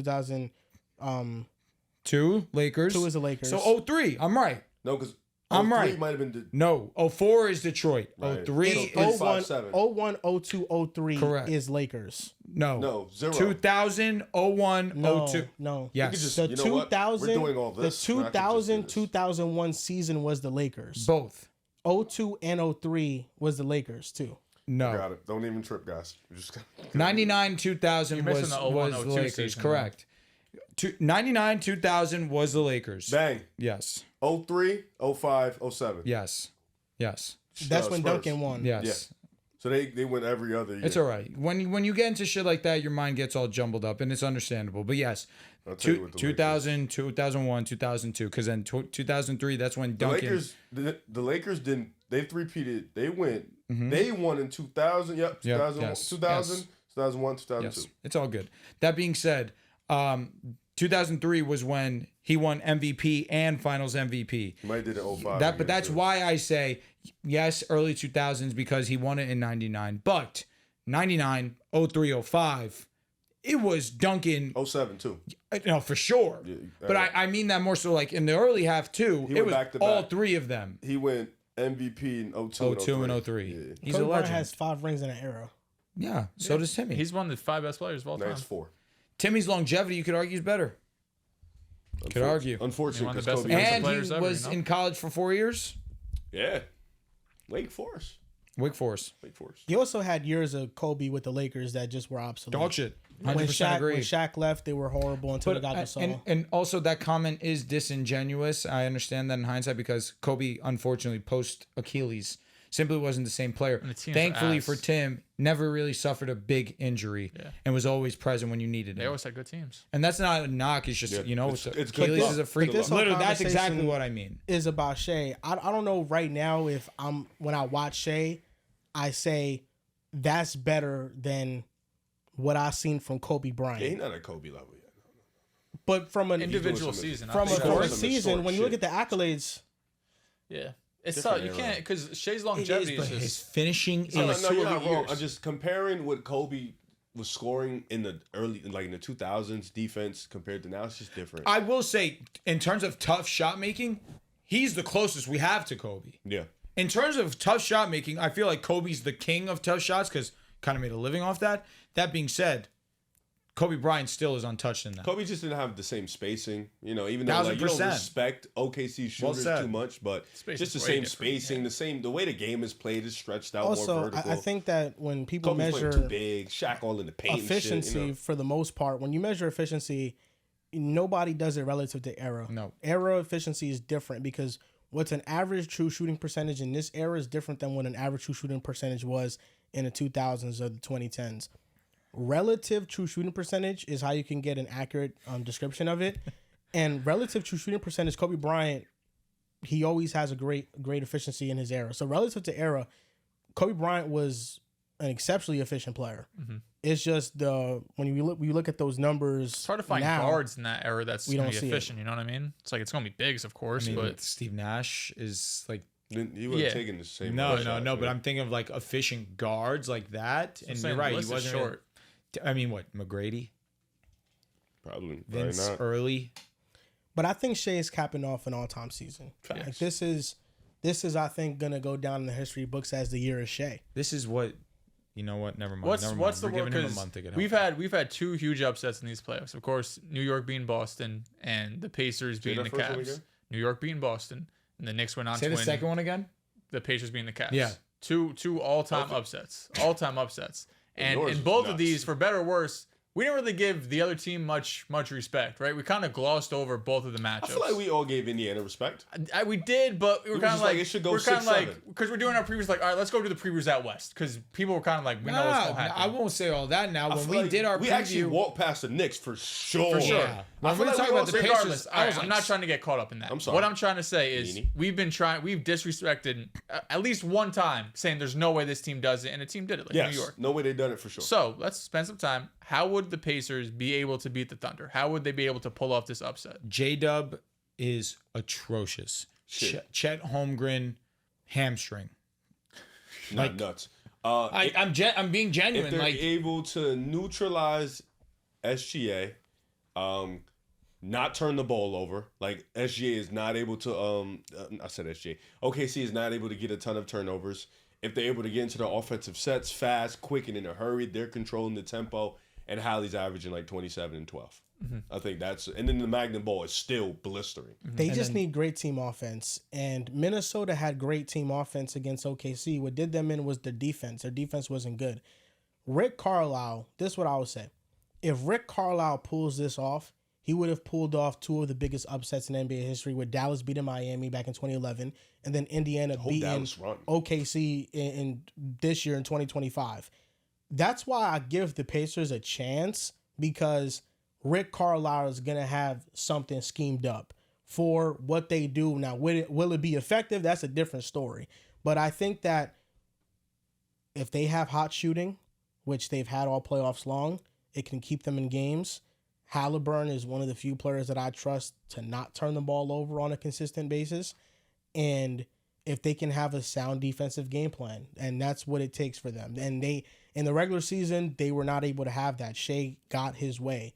But it also is very dependent on OKC's supporting players. If they are collapsing on Shea and they're forcing the Dorts and the J-Dubs and the Chets and the Carusos of the world to shoot from the outside and they don't have a good shooting series, that can sway the series. Mm-hmm. So I think it comes down to 3-point variance for the Pacers. and I think what their defensive game plan is going to be. I also think, how's Siakam going to look in this matchup? Dude, I was about to say, I'm not surprised if Siakam goes out there and dunks. You're about to see J-Dub, you know what I'm saying? A little bit of Kenrich Williams, who's been a really good defender in spot minutes, you know? This is a physical team, and this is a team which, like, not saying... You think Siakam's going to play well or struggle? I think... I'm in the middle, because I think, like... Keep down Siakam. I'm so stupid. Not to say that the refs favor them, but the refs let OKC play. Like, they let them play a little bit more physical, and that's an advantage for them with guys like Dort, guys like J-Dub, who are much bigger bodies, that if they're able to get a little bit more physical with you, it can make a job a lot, especially a guy like Siakam, who likes to post up, likes to face up. You know, he's been great in transition in the playoffs, but his one-on-one game is really in that mid-range department where he likes to take you to the rim, get you with the spin. So get stuff like that requires a little bit of finesse, and you can get knocked off a little bit if another defender is too physical for you. Mm-hmm. He just has height on those guys. He has height on J-Dub. He's going to have height on Dort. So when he gets in that mid-range, he has those fades. Like, the contest isn't going to be as great. No, that's what I agree. I think it's just OKC is untraditional in the way that they measure length. They are the smallest team in the league, height-wise, weight-wise, but they make up for it because they have enormous wingspans. An instinct. J-Dub has a 7'2" wingspan at 6'5". So although Siakam has the height advantage, when they're both standing, their reach might be similar just because of how long Jalen Williams' arms are. So Pascal Siakam, the reason, he does. The reason why I'm kind of skeptical on how he's going to play, and even Halliburton, I just think this is a tough defense. This is a defense that so far has made Nikola Jokic have his worst playoff series of his career, arguably, since he's become an MVP. It probably is the worst. Julius Randle was absolutely horrible for 2 games. Terrible. Two of the other games, he was great. Well, I mean, he was great in these playoffs. And Anthony Edwards, Julius Randle to me is similar to Siakam, and they hunt mismatches. And Randle had to settle for a lot of threes because he wasn't able to get a foot in the paint on those drives. Is Siakam going to become more of a jump shooter from 3 this series? Is he going to try a decent job against the Knicks? He did, but the 2 series before that, I think he was a little inconsistent from 3. So I think that's a shot that if you're OKC, you're comfortable with if he's taking it more than he's taking what he's normally accustomed to. So I think Siakam is going to have a tough series just with how physical OKC is. He's somebody that hunts mismatches as well, but there's no mismatch on OKC. There's none. So it's going to be tough, but in your scenario, if they want to win, then they both have to be exceptionally great, along with their role players. There's so many more ways that Thunder can win than the Pacers. I agree with what you said at the beginning. Was just it comes down a lot to shooting variance. It comes down to, we saw last season OKC going up against Dallas, and OKC was able to generate some good looks from 3. They were just missing a lot of them. Now on the other side, you had guys like PJ Washington, who was able to, sometimes be the leading scorer for their team. So that's what it really comes down to me, because even though I think Rick Carlisle has, one of the best coaches in the NBA, with this run, he's probably put himself in top 5 if it wasn't there already. As great of a coach as he is, I still don't know if there's things he can do schematically to give the Pacers an advantage. It's kind of like Miami versus Denver, like in the playoffs, like in the finals. Like Spo's one of the most brilliant coaches of our era. He can probably build a beautiful scheme. But if you just don't have the guys, the guys, or if you're playing just an overwhelming team, sometimes the scheme really doesn't matter. Yeah, it's gonna be tough. I think it's gonna be a good matchup though. Like, I think we're gonna get some good games. I don't think the Thunder are gonna blow them out 20 every game. I hope so. I'm excited. I would love some fun. Yeah. What do you want this series to go to? What's your preferred destination for it? I want it to end in OKC. OKC home arena is fire. If it went 7, it'd be awesome. Give me a 7-game series. 7 in Oklahoma? Whoa, you see how that should be looking, man. That's why I ultimately have 5, personally. I don't see if it gets to that game 5 and they have a chance to close out that they don't. Because if it goes 7, that means Indiana has something figured out. Like, they were able to you get 3 wins against this team, you figured something out. In order for them to win and have a chance, I think they need to still win at home at OKC. They've been doing that. Yeah. They need to steal at least one. At least one. This has been a pretty good road team. But OKC's been the best home team. If they go down 2-0, I think it's pretty much over. Because then you have to beat OKC 4 times in 5 games to win a series. The only chance they have is to win one of those 2 games. If they're up 2-0, you maybe get 1 in Indiana. Then, like Drew mentioned, it's over in 5. Maybe. It could be over 4. Like, it might just breeze game 4. Like, Now we want to end it in OKC. No, yeah, the Thunder would definitely want to. They'll give one to the Pacers so they could take it in Game 5. If it looks like that. Yeah, respect to the Pacers. Great team. That's kind of what they did in Minnesota. Yeah. They just was it Game 3 they kind of just threw out. I can't because Game 3 was the belt. Minnesota just played really well that game. Yeah, Game 3, it just started off bad. Like true, they came true, out true. jogging and shit. SG had That's a what I'm saying. turnover. They came with no like intensity. Yeah, And then Game 4, they were awesome, but then Ant and Randall struggled. Fucking choked at Game 4. Yeah. Yeah, That was a Jaden game, right? There's gonna be chances. Is that the Jaden game? Jaden game, Alexander Walker, Dante game. Oh yeah, it was everybody. It was all the role players. and Randall. Yeah. Tough look. Ant had like what 13 points. I Oh, think no, something shitty. Randall had like 2 points. What was that? What? It just the way you look. After you said shit, he kind of just looked around. It's like, Nah, bro. It's just something shitty. That's all it was. That's all. it was a shitty game. It was. It happens. Yeah. It happens to the best. Don't take it. It wasn't personal. No, I'm not. I mean, I'm comfortable in who Ant is. I mean, Ant is who he is. You gonna make it? It don't need to be that. What? Nah, Ant is who he is. He's bro. like a Carmelo Anthony level player. Yeah. I mean, for at their age and what they've accomplished, Ant is higher. Oh, for That's sure. Wait, is it? I mean, back-to-back WCFs. Didn't Melo 23 make years the old. WCF at 23? At 23 years old, I'm not sure. He made it in 09. Wait, he got drafted in 03. That was 6 years. I'm not doing that math. Yeah. He might have been like He got 26. drafted, 24. 19? 24. 18 plus Yeah. 6, Got drafted in 24. 19. But yeah, 25, yeah. I mean, shit. Melo Because when he got to the NCAA Knicks, he was championship. in his prime. Still, Facts.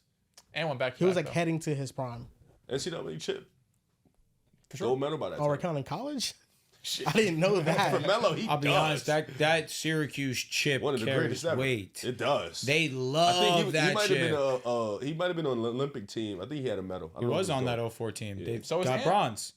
They got bronze. That's Ant what I'm got saying. Like gold. we putting it together. Yeah, he Ant's doesn't on have his the college. KD tour, Yo, I'll even be though Devin honest, Booker like, outplayed him. Back-to-back ECFs, I can't give you an award for that. You WCF. gotta win it. Oh, you're WCF. saying- Yeah, you gotta You're win. not wrong, but at 23, 24, or 22, You 23, don't get an award that's- And for he that, also but got it's drastically outperformed by the opposing team's best player. And that's not a knock. He There's just some happened dudes. to go up against Luka. He happened to But go those up are his, against like, SGA. those are his, Those like- are the contemporaries. Yeah, I you know what agree I'm with you. Those are his Like contemporaries. Melo and Kobe was duking it. because Kobe got the better. he's so great at his age. He is still like 3-4 years younger than those guys. 1,000%. Those are not his contemporaries in the case of like draft mates. He will tell you they're his contemporaries. Brother, I don't know where you're going with this. No, I'm saying he's they- saying they in are terms con- of age. In terms of but age, isn't the Joker younger than Giannis by a couple years? They're around the no, same they're age. about the same age. But like 30, Anthony yeah. Davis, same shit. Like I consider those three and Embiid, they're all like So who's Ant's Strong. contemporaries? 23, 24? Exactly. What, Wemby? No, Ant's contemporaries are them because he's so great at his current age. Yeah, there's That's no one what it really is. as he's 23 right now as good as Ant. At his No one age, dudes. It would be who 20 else is literally around his Like, age? who's Tyrese closer? Evan Halliburton. Mobley? Like, he's probably the yeah, closest. Tyrese Halliburton, LaMelo Ball. I know. Well, I'm trying to think. 3-year gap? Yeah. Let me see. How old is Luka? 26? 20. He might have. He just was turned born 25. our year. He was born our year. Luka's his he's 20 contemporary. He's 26. He might have just turned 25. No, he turned No, who, 26 in Luka? February. Turned 26? Ant Who's turns talking? 24 in the summer. That's they contemporaries. I was gonna say Luka Yeah, was born yeah. 98. Let me see real quick. Luka was drafted in 2018. And His was birthday's in drafted in February. 2020. Yeah, something They're like that. contemporaries. Yeah, but I'm saying Ant is their contemporaries because he's so exceptionally great. Like a player that Cade is, his draft class was a year ahead of Ant's. They're in the same age bracket, and Cade is not the contemporary of like Shea or Luka just yet. Ant has been there because of what he's done so far. That's usually how it goes though. You don't like your contemporaries become where your level is at. Cade can easily jump into that next season because you just became first team All NBA. This is your first year. You finally broke out. Next year, we're assuming you get better. The 13. Pistons get better. He was first team All NBA. I said Second, 13. Yeah, 13. I He's thought you said 13. first. No, he said he could be first team. I think that's what he said. No, if it came out first, I apologize. I thought I said third team All NBA. We anticipate that you're going to get better. The Pistons are going to get better. So naturally, if you get better from what you just gave us, you're going to be in a class with certain people. It'd be a huge jump for the Pistons, but 2 years ago, we weren't expecting the Wolves to be in the WCF. And we weren't anticipating the Pistons to be this. shit. Yeah, I Or mean, the I Wolves, I think what That too. You're I think right. what we're getting caught up on is, I mean, Riv, you're saying he doesn't get an award for that. I mean, no, he doesn't get an award for that, but it's impressive. Is it not impressive? I mean, like, yes, but when I'm stacking up a dude in their first 7 years compared to another dude, I'm not gonna say where he has a WCF appearance over. But this isn't Ant's first 7 years. It's his first 5. We were talking about like Ant versus Melo. Like I'm not gonna say I'm putting Ant over Melo because he has 2 WCF. This could also be the most intense form of glazing, and I can admit that. Jordan, in his first couple of years, didn't reach the mountaintop, and it took him some time. He had more accolades because he did have the MVP, did have the DPOY. He was a scoring champion. Mm-hmm. Ant has been multiple-time All-NBA. This is 2 years in a row of being in the WCF. Yeah, he does not have the overwhelming accolade of being an MVP, being first team. He shouldn't. He got robbed first team this year, if you ask me personally. Mm-hmm. That being said, he's still 23 years old. You just can't hold it against him. You didn't. No, I'm with you. You But, know, like MJ was of like course, an All NBA. of course, and that's why I said this is the most intense form. Wrong but, guy. Or I could have gone as far as say Kobe, but Kobe had the championships because he had Shaq. I mean, just put him up against Shea through age 23. Like it's not close. Respect to Shea. But now Obviously, Shea is easily surpassed him. But I mean, the only one that like hit, it's very, very comparable is Tatum. Like it's very, very comparable. Even Tatum might have had more. Tatum is now on year 5, first team All NBA. He has 4 first teams. I think he has 5 total. I think he had like a few third teams, maybe 1 or 2. Who? I think he has Tatum? 1 Tatum's non-first team. 4 years in a row first team team, NBA. That's a good comparison. But Yeah, that's they why, were because again, WCFs or WCF, yeah. but That's what it is. didn't It's get the Tatum, mountaintop. Yeah, the point is that it's very impressive for him. Very, very, very, very, very. It's not worthy of acknowledgement. I don't think you just brushed that off. No, but that wasn't what I was saying. We were just comparing him versus Melo. I was just like, I'm not gonna. Oh, he's better than Melo because Melo 2 didn't have WCF. any overwhelming awards. Yeah, that's why I think you just compare them to his players. Like, you People don't do even- say he got robbed of Rookie of the Year. What do you think? he did. They made the playoffs that year. You don't care? I don't have any opinion on that.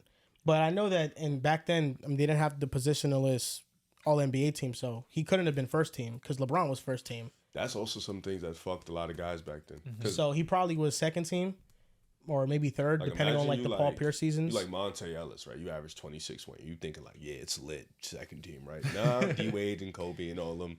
It's funny because this first team All NBA this year was pretty position. Mm-hmm. You had Shea, point guard, Donovan, 2 guard, Tatum, 3 guard, 4 Giannis, 5 Jokic, even though I know Tatum is a 4. Because Embiid got hurt, man. They said It two just so guards, two happened forwards, to big, end yeah. up that way. Right? I know, coincidentally. Yeah. It just so happened to end up that way. But the 2 teams that lost in the conference finals, we're going to break down their off seasons and what they should do. We previewed the Timberwolves a little bit and just talking about Kevin Durant. But we'll talk about them and more options that they can have. The Knicks. Did the Knicks miss their window? No. Was this loss their missed opportunity, and now the panic meters in front of you, and you think about clicking it because of all the talk has been made about trading Cat, firing Tom Thibodeau, and making a major move? This should be, in theory, I'm sorry, Riv, the worst the Knicks are going to be over the next 2-3 years, in theory. Yes, this was their best chance to go to the finals. Explain that a little bit more. This is the first year that they're together, and they just went to the ECF. Jalen Brunson continues to get better. You have Mikal Bridges, and you're going to have OG Anunoby, or assuming Mikal Bridges stays with this team. And again, with Karl Anthony Towns allegedly being a trade asset, with the first-round picks that you can go and attach to him, you can go and you can try and improve this roster. Either which way you shake it, this is a talented team. And I look at the foundational pieces. OG Anunoby was pretty great for a great portion of this postseason. Defensively, obviously, what he was able to give credit where credit is due to Pascal. Pascal was able to overwhelmingly assert himself in this series. There was not much that any defender on the Knicks could have done. But again, I thought we saw Mikal in the first 2 series really show his value to the team. Jalen Brunson, we don't have to talk about. We understand what he means to the team. But again, Karl Anthony Towns, who is going to be in everybody's trade packages, not me. Not me personally, but again, if you can go and get Giannis, Giannis is Giannis. But for Karl Anthony Towns, who had been a pretty great player for the Knicks offensively, defensively, we understand his woes there. But there are ways for this team to get better. You understand that there are pieces that you can add to this bench that you can get better. With Jalen Brunson taking a hit to his pay cut, or taking a hit to his salary, there are going to be moves in the margins that the Knicks are going to be able to make. At least you would hope so. I look at this Knicks team and think yes, I'm disappointed that you didn't go to the finals. Would you have gone to the finals and people had thought you were going to win it? No. Nobody would have taken you over Oklahoma City. But this was your chance to go there. I still think that I'm not looking at this as a missed opportunity because, again, nobody had them beating Boston. So that was gravy. I'm disappointed that you didn't go because once you beat the team that was the scary monster, we're all anticipating that now you become the favorites. And now, yes, you underwhelmed us with your performance in the ECF. But again, I think that this is going to be the worst version of this new version Knicks that we're going to see over these next couple of years, and still believe that Leon Rose is going to do what's best possible or what's in their best interest for the New York Knicks, and they're going to continue to get better. I think this is a tough question to ask now because I do think the Knicks have an opportunity to fiddle around the margins in the offseason, work on what needs to get better. I also think at the same time, you're looking at a defense that has a Cat and Brunson, so it's always going to have this disadvantage against certain teams. You're looking at a team like Indiana, who's probably going to have that core for the next 2 or 3 seasons. So that's an offense that's going to give you trouble. Like we mentioned before, Detroit gave you pretty much hell in the first round. That's a team that can get better. Don't know what they're going to look like next year. The Cavs are always going to be hanging around. But I think they have a window next year because even though they did beat Boston, if Boston was to come back healthy this offseason, we're still looking at them as probably, if not the favorites, one of the favorites to come out the East. They're still an extremely elite team. But that's a team that's going to miss Tatum for most of next year. You don't know what's going to happen in Porzingis this summer. His ass is gone. Yeah, Drew Holiday's a year older, so that's another guy you got to think about. Yeah, so Boston's going to be in like a retool, rebuild there. So really the East is going to be wide open again for an opportunity for the Knicks to make a run. And I think if they make a few moves around the margin, they can do that. You know, I think a reliable backup guard is really in need for them. I think I don't want to say Brunson didn't improve in the regular season as a playmaker, but you still saw his playmaking limitations in the playoffs. And I do think OG and Mikal played well when he wasn't on the court. I also do think a lot of the offense is geared to just Brunson make a play, Brunson go score, Brunson be a hero ball. I do think they need a little bit more creativity. I also think defensively they have to figure out what they're going to do with the Cat and Brunson roster because those two out there, it really, you can point it to effort, you can point it to just not good of it. I could see two things are both true. Also, the amount of exertion, like I mentioned, with Jalen Brunson on offense, he's not going to have that same juice defensively. And then Cat has just never been that sound defensively at the 5. That's just not him. And then you have to also worry about Mitch. And I know he had a pretty great playoffs, but it's always going to be that nervousness, that scare with his injury concern. But I don't think the window is closed. I don't think they missed it. I just think it's still the same place where you thought it was before, like this small crack of hope that if you make a few more moves, like you mentioned, you trust in what Leon Rose has done over the past couple of seasons, but I still think they have another year to get this right. But the team that they just lost to, they're going to probably be hanging around next year, and you still have other teams also that's on the come up. The window hasn't closed, but it's most definitely a missed opportunity. For sure. I don't think the team was fully maximized this year with the lineups that Tibbs had out there. Since January 1st, the starting 5 with Josh Hart in the starting 5, because I know it changed throughout the playoffs against Indiana, just in that series. Since January 1st, they were minus 0.1, 0.4 points worse per 100 possessions with the starting 5. Now, it's not a big drop-off, but it is a drop-off. And when your starting 5 is supposed to be your best lineup, you usually don't want that to be a negative. Heading into Game 6, that 5-man lineup was a minus 33 in the playoffs. It wasn't functional. The idea of Cat in New York was ideally you wanted to run a 5-out offense. You wanted the big to be away from the paint to open driving lanes. What ended up happening is Josh Hart can't shoot. So that big is parked on Josh Hart, and that rim protector is never taken out of the paint. There was never a 5-out offense ran. Cat shot 4.7 threes per game. That's the worst mark that he shot since 2019. Dante last year for the Knicks attempted 9 threes. He just shot so much. Every time he got the ball, it was going up. For real. And Cat, we weren't able to fully maximize his offensive skill set. And when you have, I would say, 2 horrible defenders in Brunson and Cat, but Josh Hart's also a bad defender. when you have 3 bad defenders in your starting lineup, dude, Denny clears. You're going to see that was never a question. How bad the defense ends up becoming. You need to maximize the offense first if the defense is something you're giving up. And Tom Thibodeau, all playoffs long, didn't maximize the offense. You maximize the offense by putting Deuce McBride in there, not another big, and having 2 bigs, because it's the same issue with Mitchell Robinson. You don't have that sort of spacing, but you have better defense. Deuce McBride was the perfect balance, and that lineup was never experimented with. So I think for a team that starters led the NBA in minutes per game and minutes played, that were the healthiest team in the NBA, Cat had a clean bill of health. OG and Anunoby had a clean bill of health. It's a missed opportunity because that sort of injury luck, staying healthy, is not always guaranteed on a year-to-year basis, especially when your starters are playing that many minutes. With the flexibility the Knicks currently have, the most they can do is add a mid-level exception player to this roster.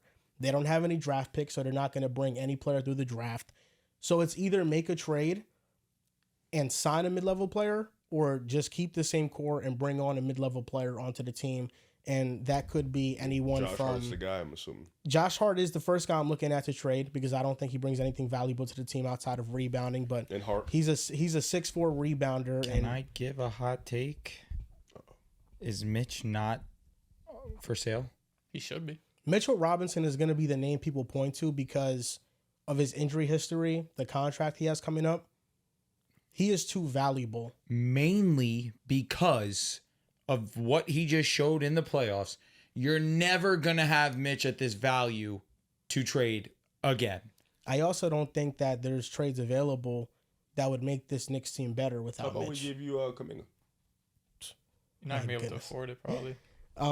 Mitchell Robinson's on a great contract. It is expiring. Mitch, dude. That's what I'm saying. The Knicks kind of are in a space now where their hands are tied behind their backs. Brunson took a great deal, and that has been a big fortune for the Knicks because they've been able to stay under the second apron because he is significantly underpaid. But Cat makes a lot of money, and I don't think it's worth trading him unless you're getting a star back. OG Anunoby is making a lot of money. The Mikal Bridges extension is coming up. Could have drafted you have to make a decision on him. And then Josh Hart is making $19 million per season. And then Mitchell Robinson's extension is coming up. I just think that the most easy trade is probably with Mitch because he's valuable. But Josh Hart is the glaring negative with the team right now that we can significantly improve if we get somebody that's better than him. So for me, I think like a little move that I would make probably would just be trying to trade for Herb Jones. I would send Josh Hart and then 2 firsts, try to go get Herb Jones. Who knows if the Pelicans accept that? Back to New Orleans. Josh Hart, yeah. And Herb Jones, I think, would complete the lineup. He doesn't offer that consistent spacing, but he's an elite defender. And that's something that if we have Mikal, OG, and Herb Jones, I think that's a pretty incredible defense. But the Knicks, they have some decisions to make, and it's not going to get any easier building on from here. I think it's simpler to build the team to compete, but once you're in this mode where you're one of the Final Four teams, it's very hard to get over the hump. Do you think the Pelicans would part ways with Trey? He's available. Not for anything in New York. Would you give up Mitch Robinson and multiple picks to get Trey? I mean, the contracts wouldn't work. We would have to add. Trey gets 25. We would have to add Hart and Mitch probably. Would you do it? I would think about it, but the thing with Trey is he don't play no defense. And I think on top of that, would the Pelicans even think about it? That's what I'm asking. You get 2 pick swaps, maybe. But then you you said Josh Hart and Mitch. Both their. I mean, Mitch expires. I'll be honest with you. And Pels I'm okay if Trey Murphy's my worst defender of the 3 wings I have. But now you have Brunson, Trey Murphy, and Cat. And you still have Zion. So Trey's not he's not no cone, but he also is going to be a fucking sniper. He also played with the Pelicans. So Trey Murphy's a pretty below average defender. I'd rather have Herb. If I was them, I'd rather have the Herb. Pelicans were garbage. But the year before, he wasn't a good defender, and they won 49 games. That's also They hide him on defense. They put him on the worst player. He's 6'8". This year, he took the responsibility of guarding, and he got fried. So for him, Respect. His best role is more so as a helper, and he's not a strong rebounder. How about a sneaky guy, Jose Alvarado? Doesn't move the needle. Well, you got to make small moves. Think small right now. That's fine. All the moves for the Knicks right now that I've seen are like getting Chris Paul at the MLE. That's the moves that I've seen. All right. Yeah, I mean, it's tough because the Knicks didn't have like this, 5-year window realistically to win a championship. Even still, like going into the season, I think most people expected, even you, Joel, who's one of the biggest Knicks fans I know, especially after this run, probably second round exit to Boston. Of course, they beat Boston, so then the expectations definitely changed. That's why viewing this Knicks season is so hard because, like, on one hand, it's definitely a success, right? Like, you've witnessed so many bad Knicks teams, so many bad coaching staffs and poor front offices and just bad rosters that you look at this team now who just made the first ECF in 25 years. It's like, holy shit, like, this was one of the best runs. This is the best season you've ever seen from New York. So, like, obviously it's a success.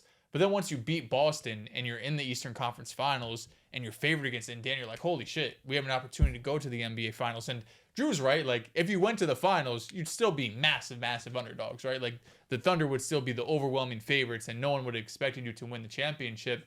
So that's why it's hard because on one hand, it's like this season was obviously a success. Like, there's no other way around it. But while I agree with you that this team should only get better because of continuity, maybe a guy like Deuce McBride should get more opportunity next year and just develop. It's also like they could get better but not be any further next year. Like, they could be a better team, but next year a couple guys are injured, all right? Or OG Anunoby, who has a history of injuries, or Mitchell Robinson, who has a history of injuries, just isn't quite at 100% next year. Or, the 4 20-point comebacks you had in this playoff run, all of a sudden you only have one of them and 3 of them don't go your way, and now you get bounced in the second round instead of winning that second round matchup. So many things change year to year, and you need really so much luck to go your way. Like, obviously injury luck you need shooting variance. There's just so many different things that go into it that New York could even have a better roster next year, and just a couple things don't go your way in the second round of the playoffs, and now it looks like a disappointment because in 2025 you went to the ECF,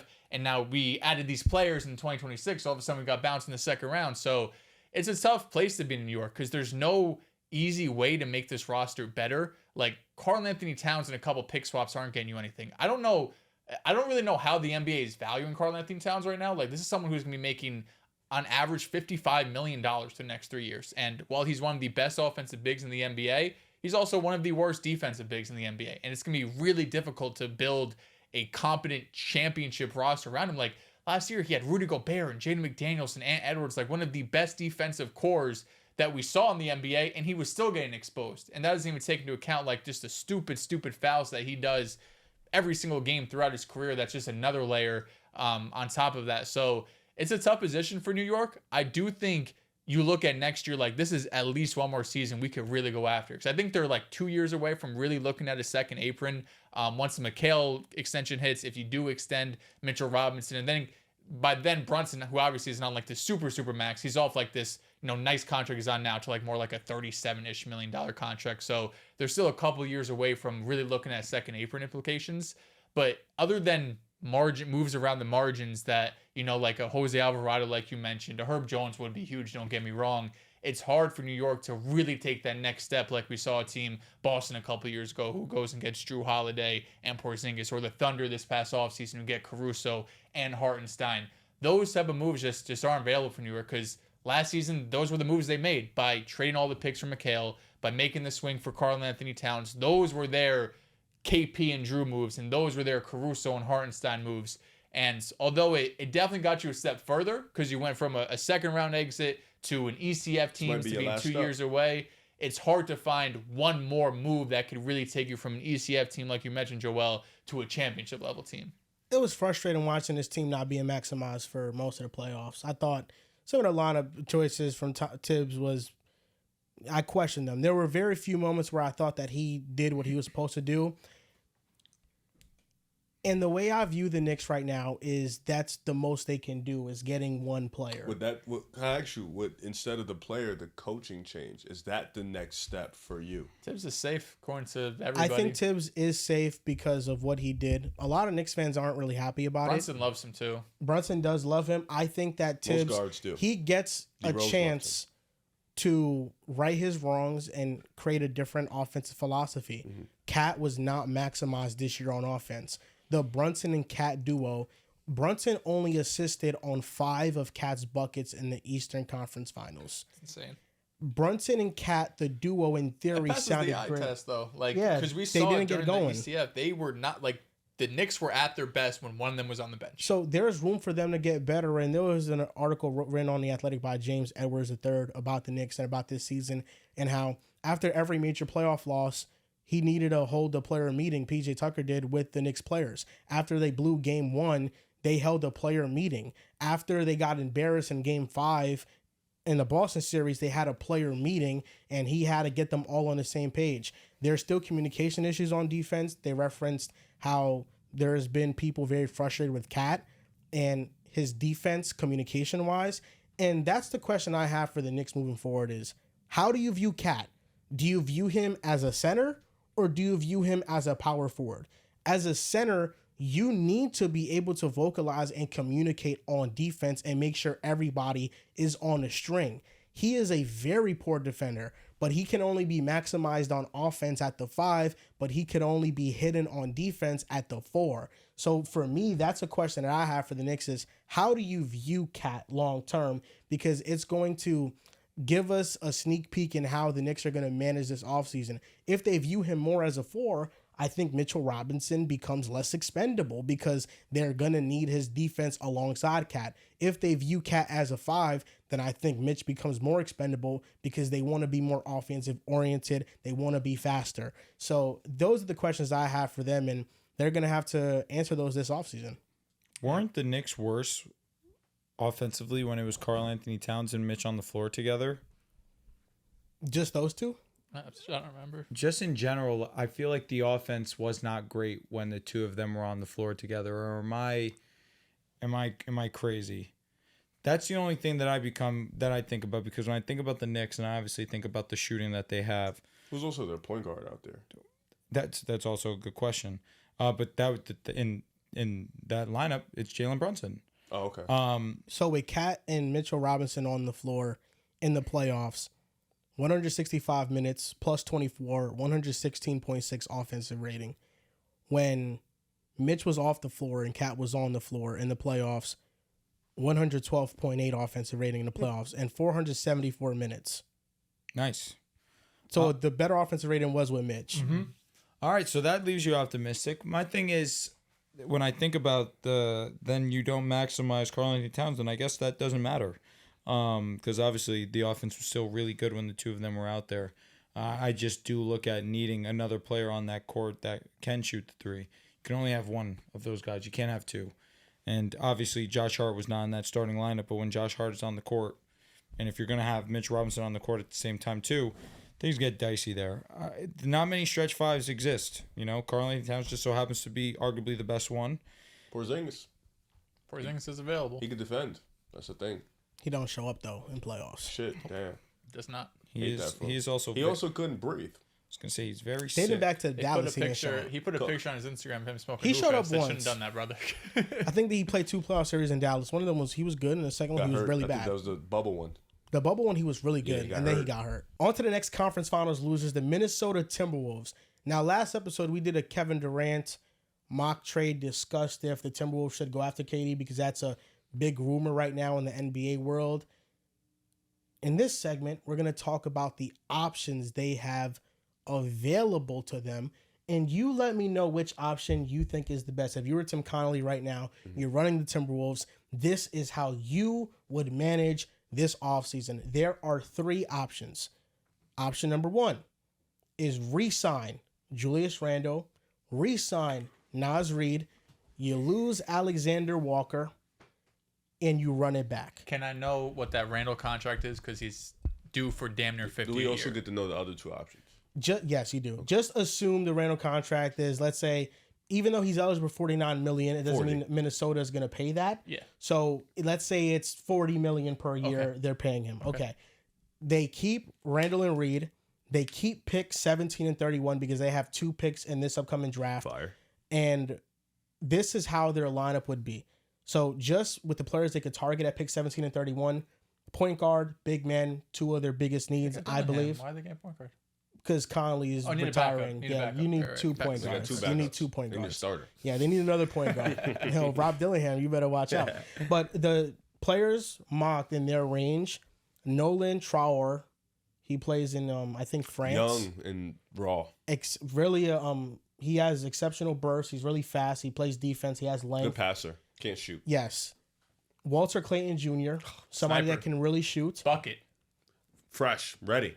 Destroyed his draft stock with the chip or whatever was the last game that he played. And Ryan Kalkbrenner. Oh, the center from Creighton. Yes. Okay. He's White, 7 foot. 100%. He blocks shots. He's a good defender. That's like the potential long-term Gobert replacement, potentially. So their lineup would be Conley, Edwards, McDaniels, Randall, Gobert, Naz Reid, Dante, Shannon Jr., Dillingham, Clark, the two rookies I just named, and Leonard Miller. Yeah, so it's the same they're roster, running it back. Same roster except without. This is option 2. So now you know option 1. Keep that ingrained in your minds. Option 2, they make a major move, i.e. Kevin Durant. They sign and trade Randall plus Dante DiVincenzo plus Dillingham or the 17th overall pick, and they keep Naz Reid in the deal. The lineup would be Conley, Edwards, McDaniels, KD, Gobert. On the bench, they'd have Naz Reid, Terrence Shannon Jr., Jalen Clark, and the 17th pick and the 31st pick. So we're locking it. Nikhil's gone. It might take them over the second apron. It would definitely take them over the second apron. They're already because flirting with it right now. I like getting this 20 way more mil. than option 1, respectfully. Me too. Because Nas is getting 20 mil and Randall's at least 40. Yeah, so that'd be a lot of salary. Locked. This is option 3. You retain Randall, you retain Reid, and you make a minor trade. Now they have a glaring need at point guard. That is their biggest need. If they are trying to make another deep playoff run, they probably are not entrusting Rob Dillingham to play major minutes in the playoffs and be that guy. So in this scenario, DG. I have him trading for Lonzo Ball. Oh. Not an all-star point Not guard, terrible. but Lonzo led the Bulls in point differential this season. They were 7 points better with him defensively, and he played, I think, 30 games or more. My bags are packed. My bags are packed. Defensively, Lonzo was elite this year, and he is somebody that can bring elite defense to Minnesota. He can be a connector for them. And really good shooter. The lineup would be Lonzo starts now with Anthony Edwards, McDaniels, Randall, Gobert. And the Lonzo trade, the two contracts that would make the trade easy, either trade Mike Conley or Dante DiVincenzo, and maybe the 17th overall pick. I don't know what Lonzo's value is, or maybe one of the young players like Terrence Shannon Jr. and Jalen Clark. Just one of those go, like a combination of like one or two of those. So the lineup would be on the bench. You'd still have Naz Reid. You'd have Mike Conley. Let's say Dante goes in the trade. You'd have Mike Conley. You'd have Shannon Jr. You'd have Jalen Clark. You'd have Rob Dillingham. You'd still have the 17th and 31st overall pick as well. But you also have Lonzo Ball. And you add on. So it's basically the current core and treasure chest of assets. Not that it's a treasure chest per se, but you're just adding Lonzo Ball. He might not be that expensive. He's at like 10 mil. We just saw OKC go trade Josh Giddey for Caruso. And Giddey was a non-factor in the lineup. Like, what if... Could you sign and trade Alexander Walker for Lonzo? You could. That's an option, too. They could sign it for... I would like... Well, he'll Lonzo's be at making 11. Lonzo's at 10 million this year. Yeah. Oh, I thought he signed a 2 for 40. Or was it 2 for 20? Nah, it was 2 for 20. His next 2 years is 2 for 20. Oh, okay, Last year, his contract was, I annually. think, in a 20 mil I think, like, I would range. love to keep Dante if I can. Just because he has the respect of being a great shooter. Yeah. I mean, you trade Conley, you trade a pick, like- and then I you like have Conley might Lonzo be like, I'm Dillingham. retired. I like 3. I do like 3. I think getting Lonzo is a sneaky, underrated move. Don't know how possible it is, but if we're just talking in this hypothetical world, really good move. Lonzo is, like, obviously the injury stuff. Seemed like when he was playing, though, he was getting his legs back. Great always been a great defender. Yeah. Good instincts. 25 good years passer. old. Yeah, still young. So you love that. And then this would be in a role where the defense would only get better because he's playing around other great defenders. Doesn't have to do as much. And also you get to bring in 2 other young guys with the 17th pick. Maybe your Walter Clayton Jr. would be dope. You can grab your other point guard. At the 31 pick, you can grab a backup big and just keep going from there. if you want, like, that timeline makes sense for what they wanted to do, which was a transition year and kind of rely on the youth and try to make their moves in that department. I still think the Kevin Durant move is a move they should think about heavily if they want to really win or if they want to be in that competitive stage. Like you mentioned before, they made 2 WCFs. And in Ant-Man, who is their franchise player, he's getting closer and closer to that NBA Finals dream. And I think Kevin Durant gets them closer to that as opposed to all the other options. So I think that option and the third option I'd be thinking about. As long as I have the opportunity to swap Kevin Durant and Julius Randle, I can't think of any other scenario that I would want more personally. So it's option 2. Yeah, I think the Wolves really, no matter what, are going to be a second apron team, right? This year, they were right at that mark. Looking at next year, they're $12 million under the second apron. So you re-sign Randall for 40. All right, we're a second apron team, right? This is going to be a team that is going to have to deal with these restrictions. So if you're going to be a second apron team as is, I'd rather be a second apron team with Kevin Durant, right? Not only is he the better player, but he's also a bigger contract. So say a year from now or 2 years from now, if you move off KD, the second apron makes it so difficult because you can't aggregate salaries, right? You can't take a $25 million contract and a $20 million contract and get a guy worth 45. KD's making $50 million already. So if you want to get after that second apron, get out of it, you could use KD's $50 million contract and take in less salary. So it makes things easier down the road to potentially get out of that. So not only would you get the better player, but I also think it makes it easier to make some moves in the future. And they do feel like they're not huge, but like a semi-drastic move away from actually competing. Like they do feel like you are a couple, at least 1, maybe 2 tiers below OKC, and it's not fair because OKC is just amazing, but that's a competition. Like that's where you're gonna have to get past, barring, you know, someone else knocking them off or them getting injured. So go and get Kevin Durant. I would not really want to pay Randall $40 million because you're one season of him being injured or him underperforming or him being bad in the playoffs again to what he just did this year gets thrown away. And this year gets looked at as an anomaly in the playoffs, and he's back to being a playoff dropper and inefficient, all of this. So if I could get off if I could get off Julius, get KD, plus in that trade, you keep Naz Reid, right? So like you're moving off Dante and Julius and Dillingham. So 2 rotational guys in the 17th pick. That's pretty good for Kevin Durant. It's very dependent on what the Suns want because they're probably thinking of it like, okay, we like Randall. We have 4 guards in Grayson, Devin Booker, and Beal, and Royce O'Neal, who's like a guard/forward. Why would we want another one in Dante, who's like the same height and plays a similar role? So it depends on what they ask because they might ask for Randall and Naz Reid. You could move off Grayson and get something else. You could. They could ask for Naz Reid and Randall in that deal and the 17th pick or Rob Dillingham. Please. Like for me, I'd also look to reroute Randall somewhere. I don't know. They're trying to compete though. I love option 3. I really love the Lonzo Ball fit, praying that he can stay healthy. That's another thing though. You're relying on, you know? I think he is so impactful when he's on the court. He's still an elite defender. He's a connector, and it would still give the Timberwolves leeway to make moves heading into the future as well. Yeah, and it also just goes into what the NBA has become these last couple of years, where the move isn't to trade multiple rotation guys for a superstar. It's to keep your depth and then around the margins find some guys that could play at like not maybe an all-star level, but a notch below, have them be healthy. They could play defense. They're not a liability. They can shoot. That's where we've seen work. Yeah, so that's what I would lean with if I was them. I just think Minnesota's in a great spot to where they can keep all 3 options open to them. And I don't think neither would be a bad decision.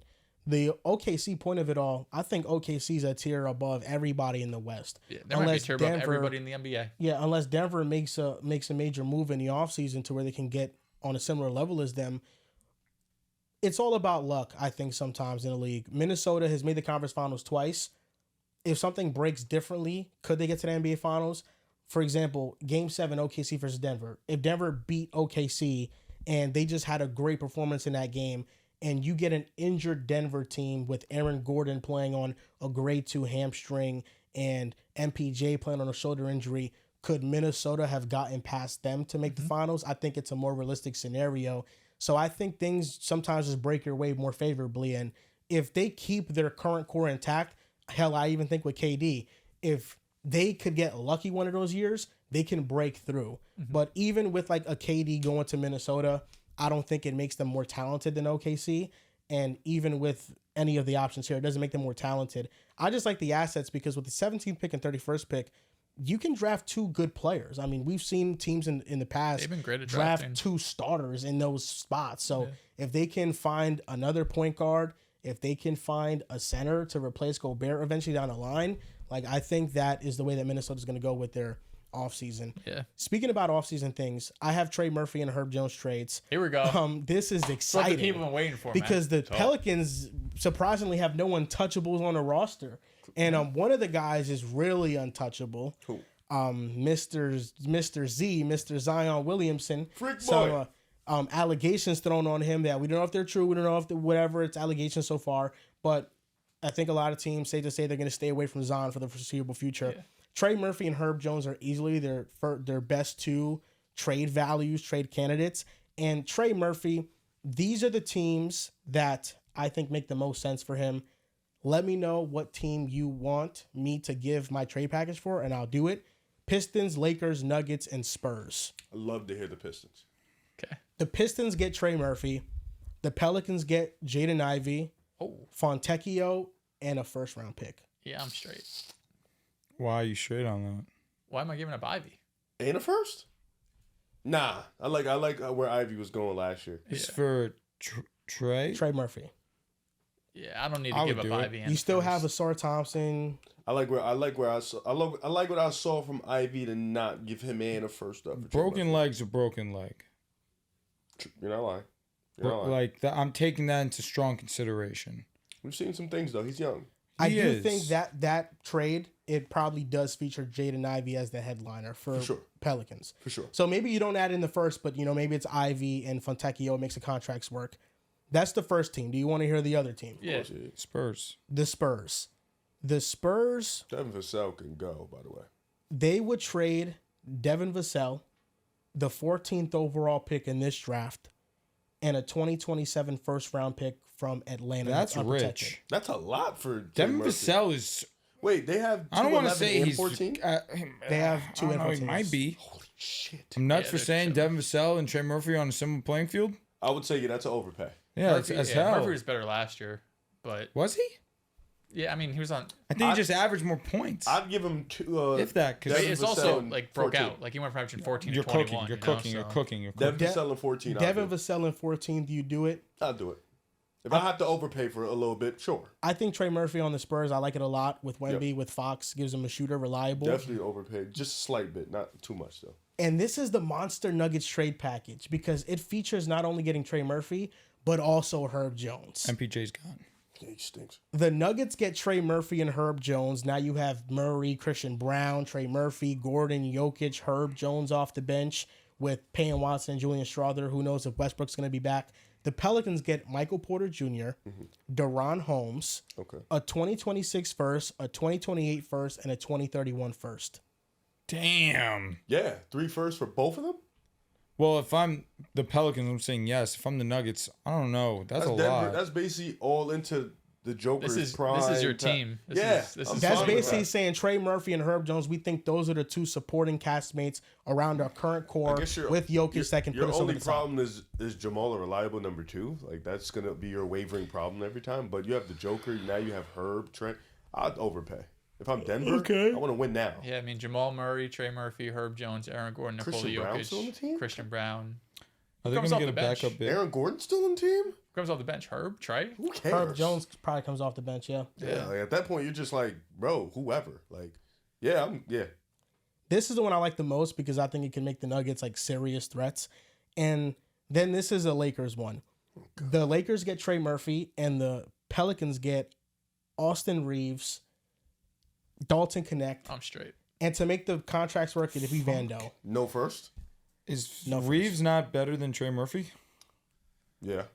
Okay, so why am I doing that? Well, the contracts don't work. Better, I guess. The contracts don't work with just Reeves because he's making 13, 14 Trey million. might fit better.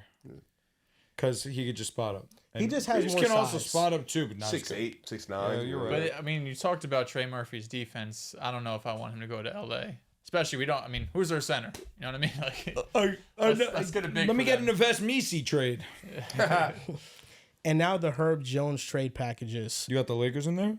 The Lakers they were here, but I didn't make one. Maybe I did. Let me see. I'll tell you what, I can be intrigued. Now this would make more sense. I did not make one for the Lakers, but it would feature Austin Reeves. I made one for the Warriors. I like Herb Jones a lot. These are the teams that I like Herb Jones going to. We should have drafted him. The Lakers, Warriors, Grizzlies, Mavericks, Cavaliers, and Knicks. I like Herb Jones on those teams a lot. Cavs are moving. All of these teams would be fucking fire. For the Warriors, Herb Jones. Kuminga. The Pelicans would get Moses Moody. Fine. Maybe Kuminga sign and trade. It just depends. Both. And then one first-round pick. Yes. Sign me up. That is the Warriors trade package. Well, it was Moody, who's the second player? Or Kuminga. Or Kuminga. Yeah. Sign and trade. Pick your poison. Moody's contract just itself works. Okay. To go get Herb Jones. Would the Pelicans like both? I would give up both in the first. It just feels like this trade package compared to the other stuff. Oh, this is for Herb, not Trey. My apologies. Herb, not Trey. Yeah. I know my limits. Trey. I'm Herb. saying no if I'm the Pelicans, man. Oh, for sure. Do you need 2 firsts for Herb Jones?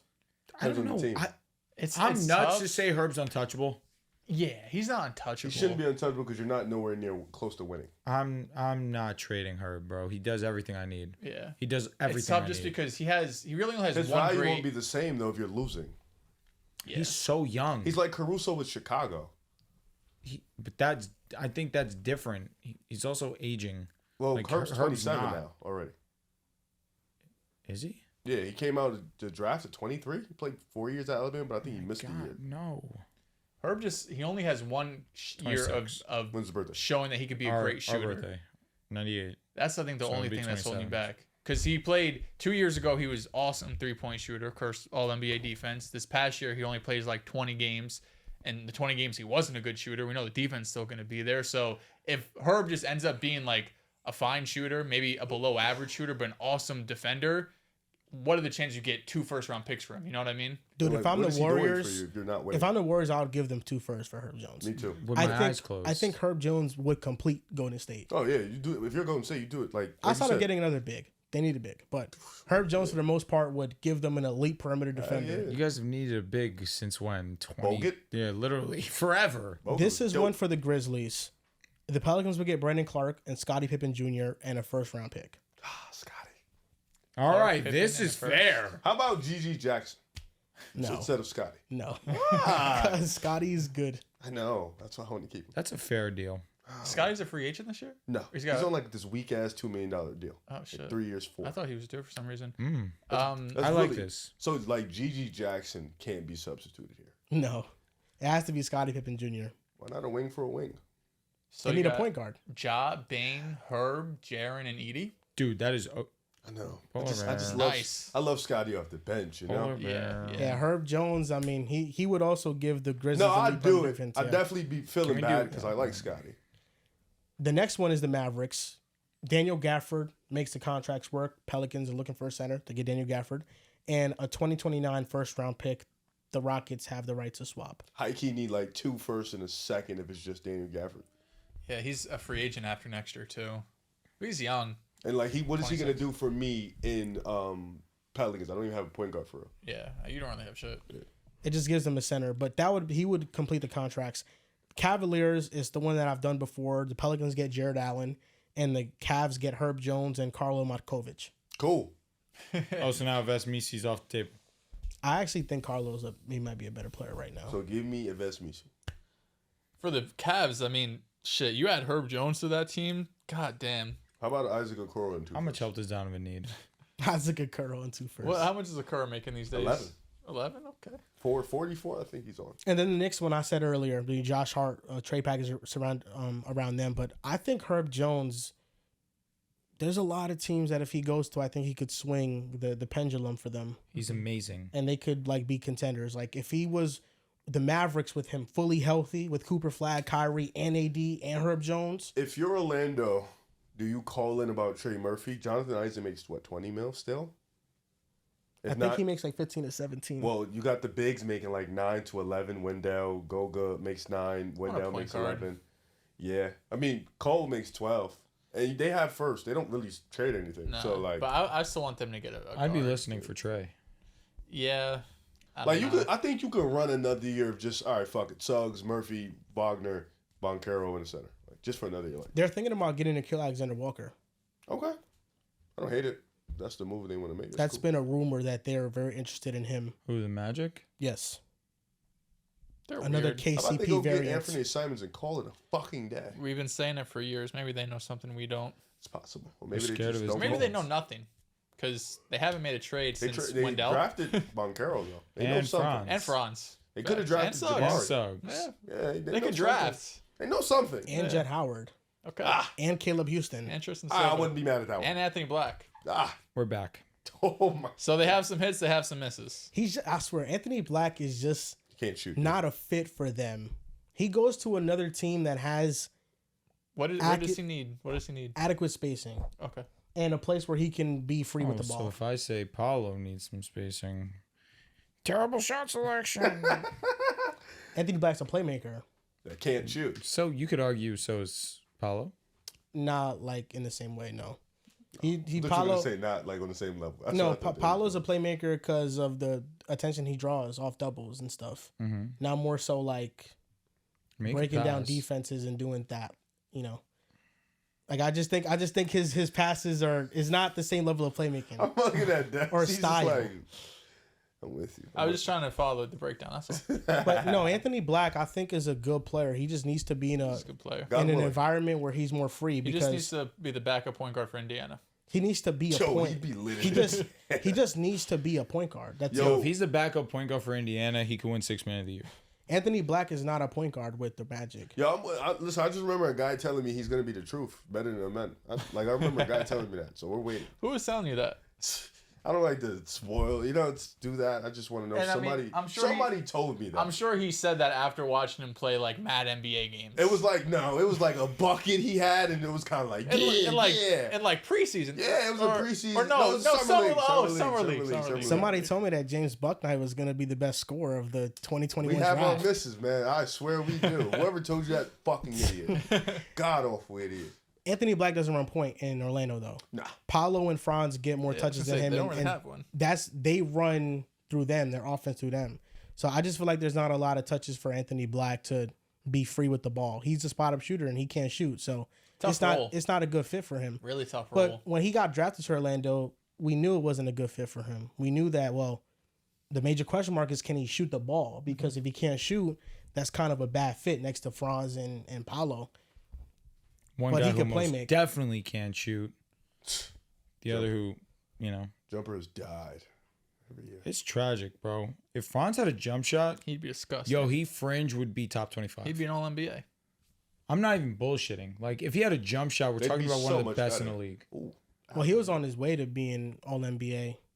This year before the injury. Yeah, he was. He was averaging 25. You could be all 5 NBA and 5. shooting 28% from three. It depends on what you're doing Just being in an other asshole at this point. situations. I honestly don't know who's done that. Ben Simmons 28%. might have been the worst, Like right? Ben's, he's cooking. Well, fucking Giannis? big. Cooking. Giannis. Yeah. No, but we don't. Non-bigs. These are Non-bigs. bigs. Non-bigs. You know what I'm saying? Like, Zion Ben wasn't Williamson? no big. Zion Cook.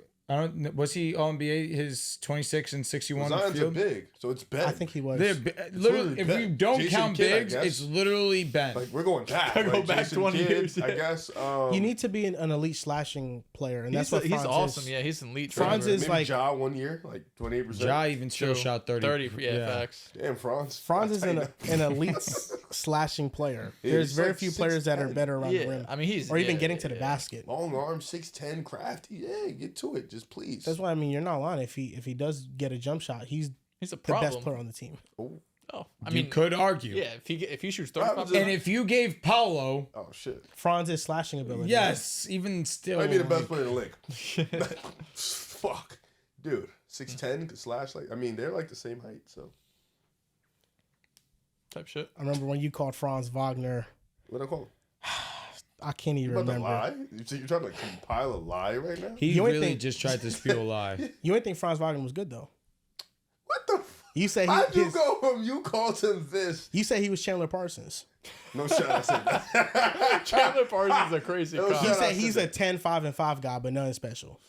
I think he was out in college. He was that in college. Yeah, I figured he was out in college. No, I think I said he was He's jack a of Swiss all Army trades. knife. Can you Yeah. respect a Michigan alum? No, I think I called him just a really good player. He said he's like Kyle Anderson, but "Oh, that's cat." just more Kyle skilled. Anderson. He was like, Kyle Anderson, but a faster jump shot. He's a Swiss Army knife, but he's nothing special. I definitely called him like Denver Iggy. That would be awesome. Yeah, I thought he was to be like a really. I didn't think he'd be a 23-point per game score. Nobody saw that shit. He was all NBA though. I'm thinking Denver Iggy. Like just can do everything, a little bit of everything. Be a all-star. Yeah, like that. Yeah. I mean, that's what he's still on track to. Franz averaged 24 this year. Yeah, he was awesome. Give me the efficiency now. Immediately. BFG too. Ah, That's what we want. True shooting, a kill him actually. 55.8% true shooting. I like 55. 55.8. League average Yeah, it's below. average. Last year was 57.5%. It was So he higher. regressed? No, he had a better I love PER a good this year. regression. He had a PR better guy now. PER. He had a better What's his BPM name? this Back, year. man. He had a better What's his VORP this BPM? year. Can you give me his 3-point percentage? His 3-point percentage this year was a solid 29.5% from three Oh, rounds on up to 30. 5.9 attempts per game. Last year was 28% Why on is he 4.6 attempting attempts. 6 a game? Bro. He has to. So he He's actually open. he shot He better is from three open. this year Did he really? on more attempts. Yeah, he did. Yeah, he stinks. Wait, what did he shoot last year? 28% Oh, shit. on 4.6 attempts. This year he shot 29.5% on 5.9 attempts. Hey, in like 7 years, he's going to be like a 35% shooter. His first 2 years he shot 35? 35.8% from three How many attempts? on four. What happened, man? Four. What happened? You know, somebody came into town, man. Cool. KCP this past year. Anthony Black the year before. Nah, Maybe blaming they're him the for why guys. he can't shoot is fucking Blaming Anthony ridiculous. Black. Maybe it was just his first 2 years he had a decent jump shot, It was. but he wanted it to improve, and then he maybe hired the wrong trainer. Yeah, he changed the shit. It could have happened. I mean, he could have just changed it and it was worse. That happens. We have success stories, but we also have failure stories from players that don't improve their jump shots. So onto the NFL. Here we Wait, go. who was was- you jabbing just now? I don't know. What? That felt like a jab. Who the fuck was you talking about? Well, there's players that improve their jump shots, players that don't. Yeah, but it felt like the way you came off felt like you were talking about someone. No. Franz. Because Franz is one of those guys at the moment. Yeah. Franz hasn't improved his jump shot. Yeah. What do you like? When do you think the year is going to be when he improves? I have no idea. 'Cause, I bro, think- the shit looks terrible. As is right now, like you guys are fixating too much on the shot when he's elite at getting to the basket and slashing. Whoa. You need to be able to I shoot the three literally just said if he had a jump shot, we're talking about one of the best players in the league. ball. Not you trying to downplay. He can't. Well, Like, because that's me praising him too.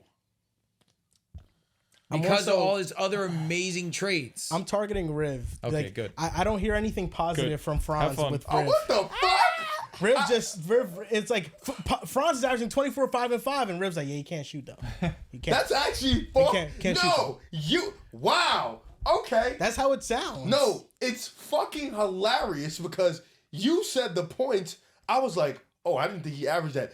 Drew was like, shoot me the efficiency. That- he was the one who said Drew that. verbatim said most is 3-point Yeah, shooting. he said that. And you just assumed it was me. No, his starting statement said if he had a shot, how Thank you. No, much no, better no. would he When he, be? when he talked about the points, he literally was like, shoot me the efficiency now. And I was like, what's the EFG?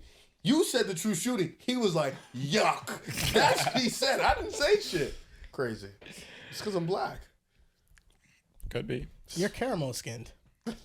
It's actually same skin color. You're not dark chocolate. Nah, I'd rather always forever be caramel. You're like the what's inside of a Milky Way. I'll tell you what, Milky Ways, delicious. What do you think I'd look like if I was dark skinned? I think the same but darker. Well, yeah, obviously, like, Well said. but like you think I'd Very be well chopped? said. Nah, you'd be No, handsome. I think I you'd don't look know. the same but darker. I don't think I'd be feeling it.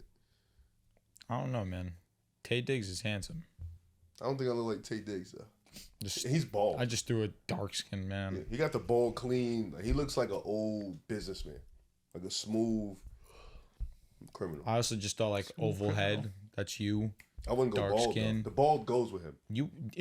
I feel like dark skinned men pull off a bald head. Yo, That's Morris facts. Chestnut. Oh, yo, you Michael fake might have cooked. Jordan? You fake Like, might- you fake might have cooked. You fake might have cooked. Because I don't know no light skinned bald guys. Common, but they have to have the beard. Yeah, I you got got the a beard. big Yeah. beard too. Common's bald as fuck. Bald as shit. Black Handsome people dude. age gracefully. Yo, that was a great statement. It's a fact. I thought you were going somewhere else.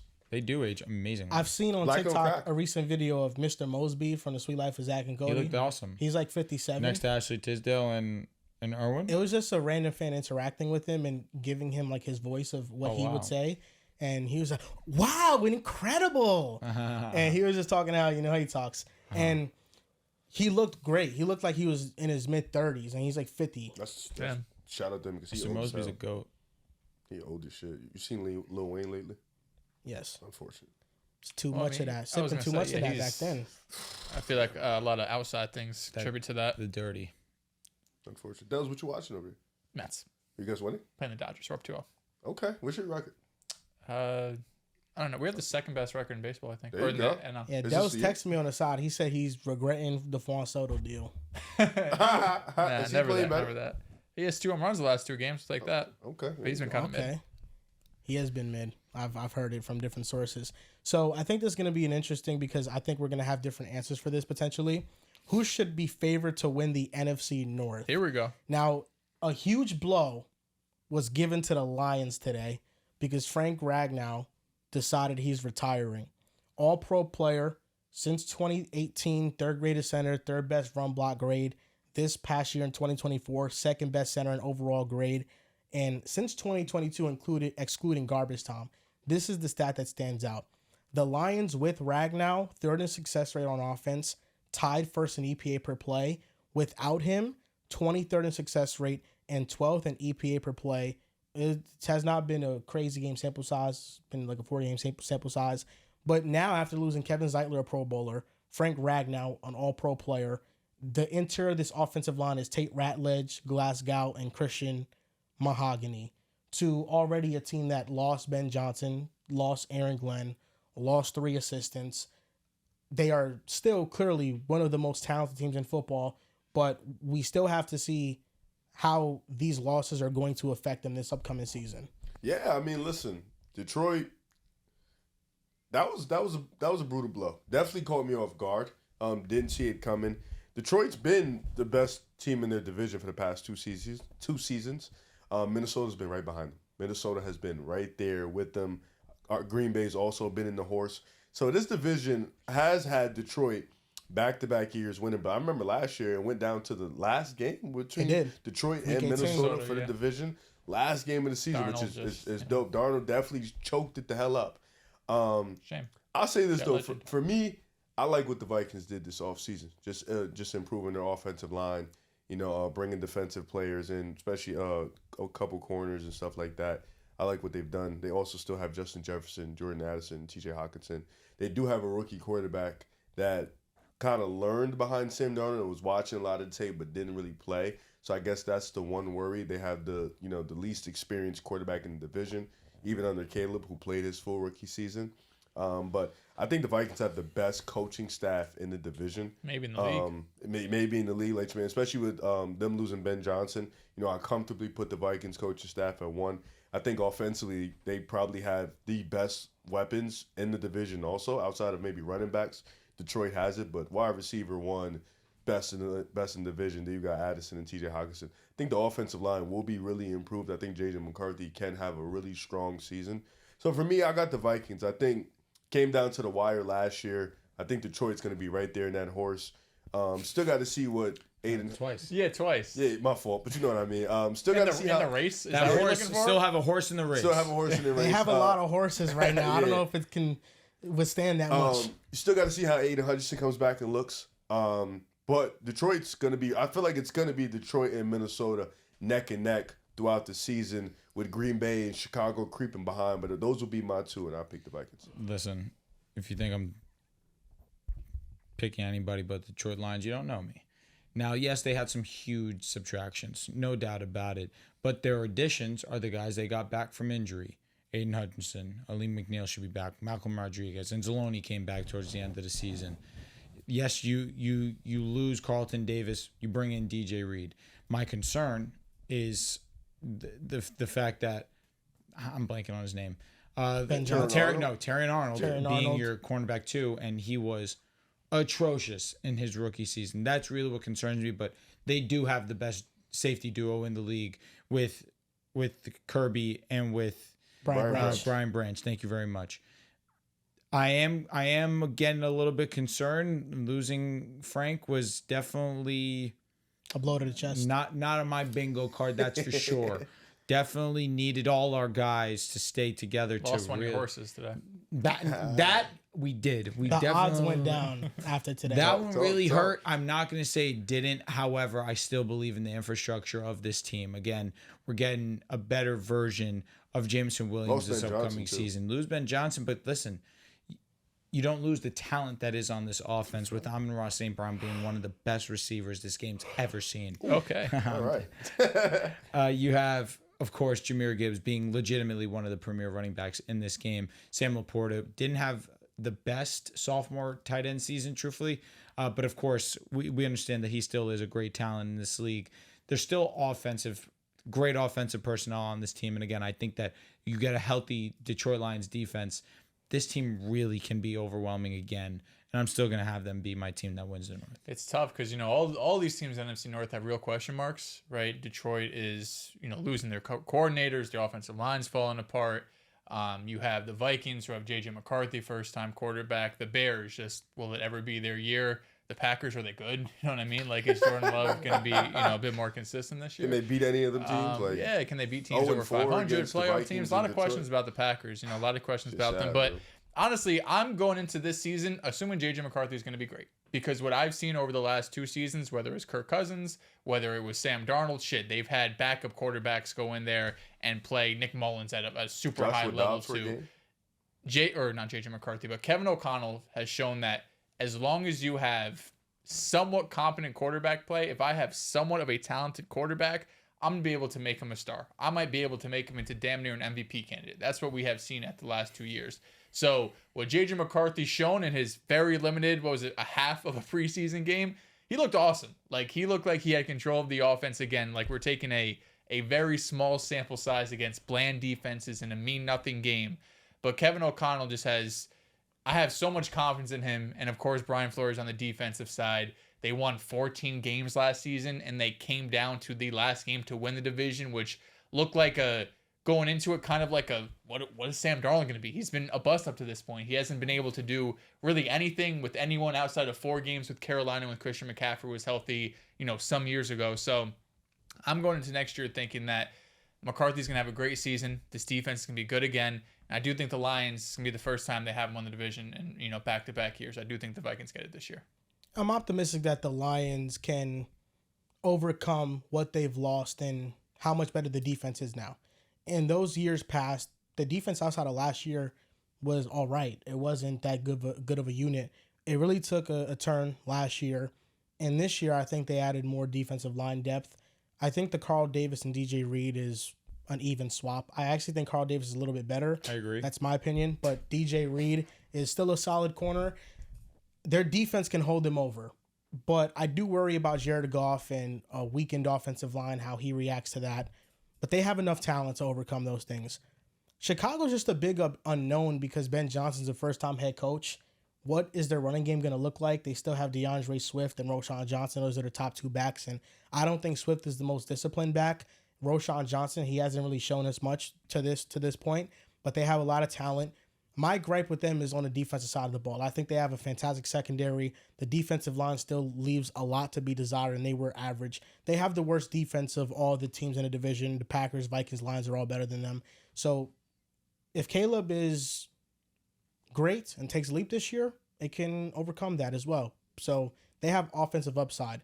With Green Bay, I just think the big wild card for them is, can the pass rush improve, and can they get formidable receivers? That's really what it comes down to. Is Matthew Golden the answer at wide receiver? And that's why they drafted him in the first round, because clearly if they felt comfortable with their wide receiver room, they wouldn't have drafted a first-round wide receiver. Jordan Love this past season was 5th in EPA per attempt. He was 8th in success rate. He was 5th in yards per attempt. And on 3rd and 4th downs, he lost the most EPA per play on receiver errors, drops of any quarterback since 2020. Who's our wide receiver coach? I have no idea. But he lost the most EPA due to receiver errors since any quarterback since 2020. So the receiver problem was big. The only quarterback that had 400 dropbacks and had a higher drop percentage from his receivers was Aaron Rodgers this past season. That's the only quarterback that suffered more drops on a percentage basis. Yeah, we did have a lot of drops in crucial moments. But the Packers are a wild card because if Matthew Golden can be a great receiver and those other receivers can complement him, I think I look for a better season than Jordan Love. He's going to be healthier, so I think he's going to be better. I mean, last year he had a better EPA per play than in 2023, and he faced the 8th toughest schedule of defenses versus his first year starting. It was the easiest schedule of defenses. So I thought as things got tougher, he played well, but he was never comfortable. He was injured for most of the season, and he didn't get much help from his receivers. And if the defense can have any sort of pass rush, I thought their secondary improved with Nate Hobbs, and I think Evan Williams and McKinney having another year together, they're going to be even more formidable. This was a top 5 defense this past season. And then with Minnesota, the only question mark is J.J. McCarthy. But I look at Minnesota, and it is clearly the best team in the NFC North. It is the most talented team in the NFC North.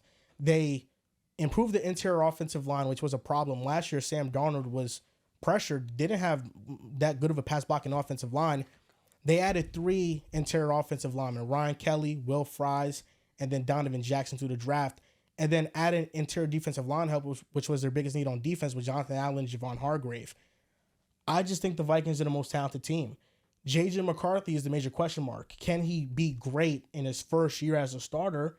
But with all the training wheels around him, the infrastructure around him, the receiving talent around him, the improved offensive line, and Jordan Mason I thought was a very underrated pickup to add juice to the rushing attack, I think JJ will be fine. Like, I look at this division right now and I think the Vikings should be favored to win it. Mm-hmm. Yeah, I'm with you. Do you want to get it? Because I think we had a topic. Are we going to do the quarterback one? Yes. Because JJ McCarthy to me is possibly, I shouldn't say, he's not in the top of the list, but he is sneaky quarterback under the most pressure. Because although first year starting, rookie deal, he's not in a, situation where he's going to get traded or something. But what we've seen over the last 2 seasons is Kevin O'Connell has been able to take a guy like Sam Darnold, who was on his 3rd team in 3 years, and Kirk Cousins before he went down to injury, and they were playing at an MVP level.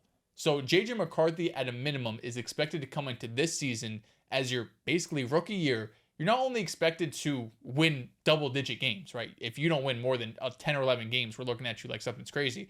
You're expected to play at a high level because you have the best wide receiver in football, if not number 2. You have Jordan Addison, Hawkinson, this offensive line. You trade, I think, for Jordan Mason, who's a really solid running back that can get burned alongside Aaron Jones. I think them as a tandem could be like a top 10 running back duo in the NFL. And that defense is there to save you if not. JJ McCarthy has everything set up for him to succeed. So if he doesn't have success early on, you're going to start hearing some noise. It's not like they have backups ready to come in and just, be able to take the starting job right away. But what we've seen over the last couple of years in this offense is quarterbacks can dominate even if we don't expect them to. So I think JJ's under a lot of pressure next year. How many second-year quarterbacks are under pressure? Because I think like Caleb's under pressure. Caleb Williams under pressure. JJ McCarthy.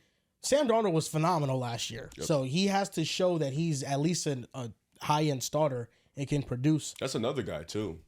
Insane pressure. Michael Penix Jr., is he under pressure? I don't think so. Not much. Him and Drake, I think, are good. Yeah, I think Bo's good, too. I think Bo Nix is not under pressure either. I think Jaden's under pressure. Modest pressure. The same way that CJ Stroud had pressure coming into just follow it up. Prove it again. Yep. I think Bo has that's pressure because they made the playoffs. So it's just repeating that. It's repeatable pressure. Like, yo, be consistent.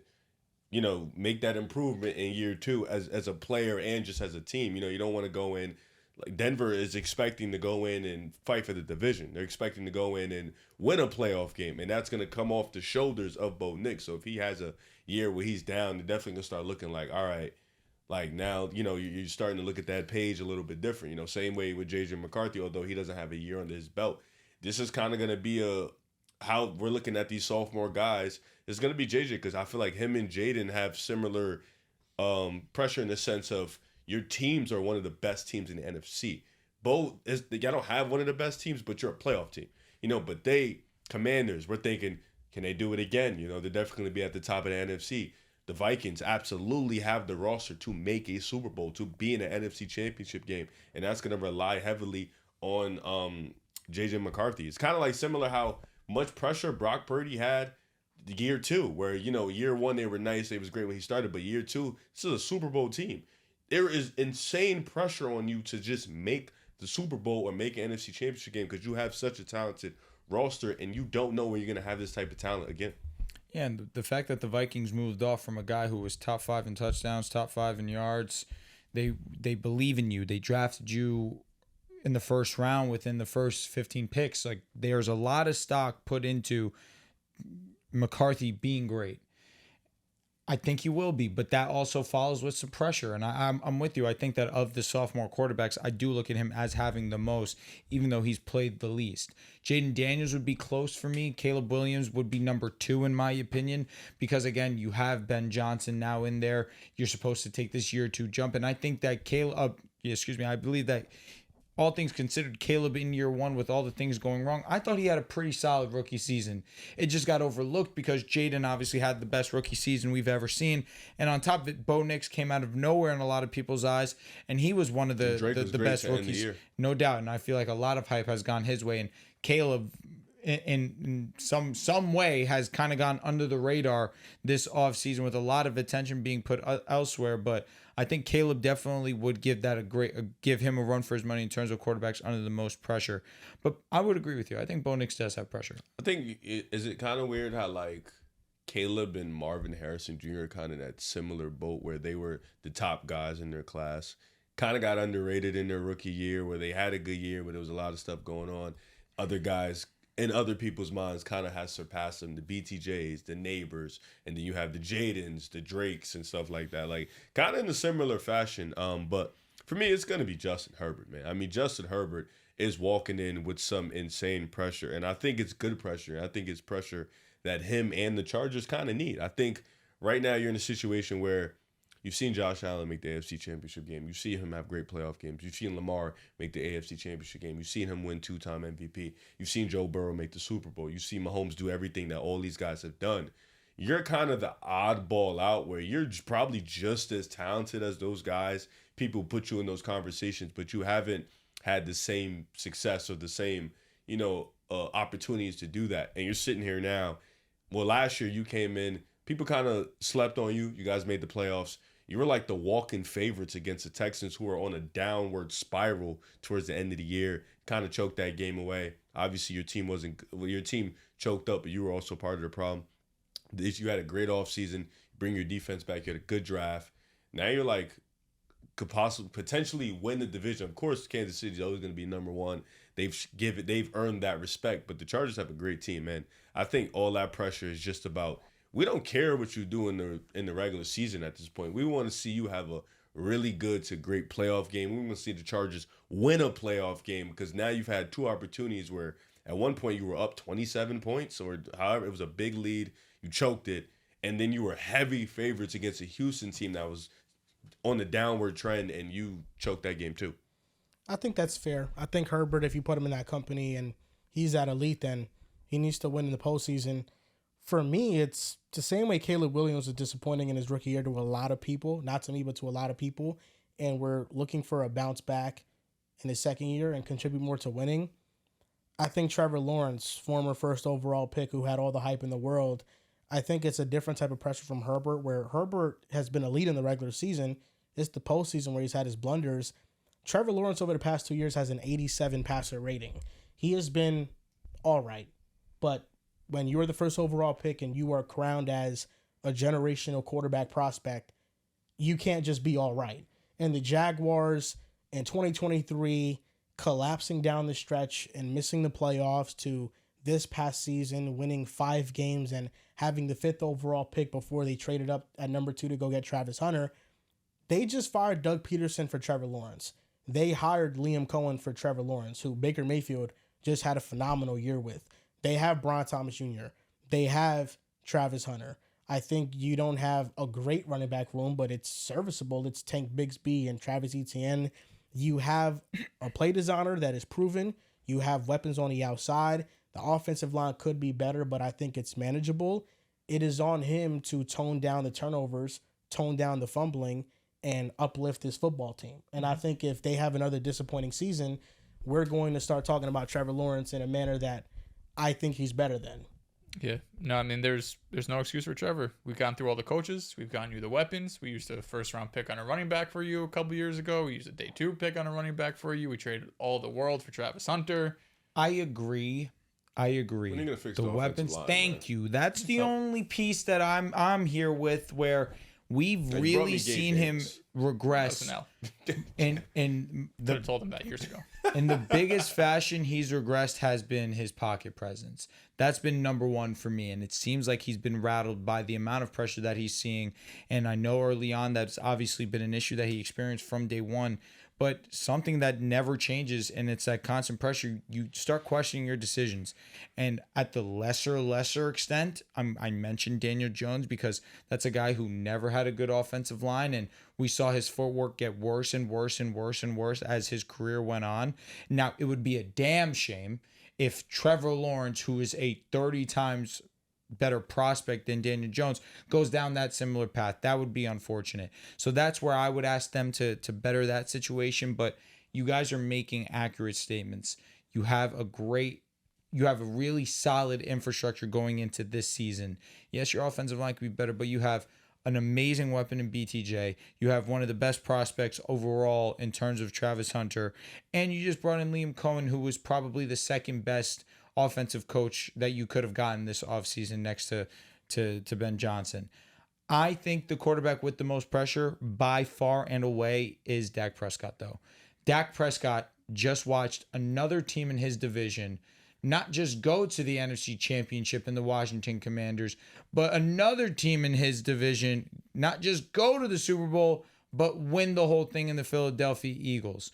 You have been the captain of the ship of the Dallas Cowboys, the most famous team in the NFL. You are the most expensive quarterback in the National Football League, the highest paid player in the National Football League, and you've had 2 teams surpass you. We've known the Eagles were better than them, but the Commanders coming out of nowhere and now taking the throne from them as well, that's something that Dallas never saw in their wildest dreams. So on Dak Prescott now, you just had an underwhelming season. Obviously, yes, you were banged up too, but the year before that, you were favored to go ahead and beat Green Bay, and you wildly underperformed, and you let Green Bay take your lunch money at home. When you were one of the best home teams in the league, you went and got absolutely manhandled. I think that when you look at it from that lens, Dak Prescott now getting George Pickens on top of it too, now there's less questions about, yes, who's your number 2 option next to CeeDee Lamb, a top 5, top 4 wide receiver in the National Football League. The offensive line obviously has gone through its ups and downs because of all the players that have retired or left the team.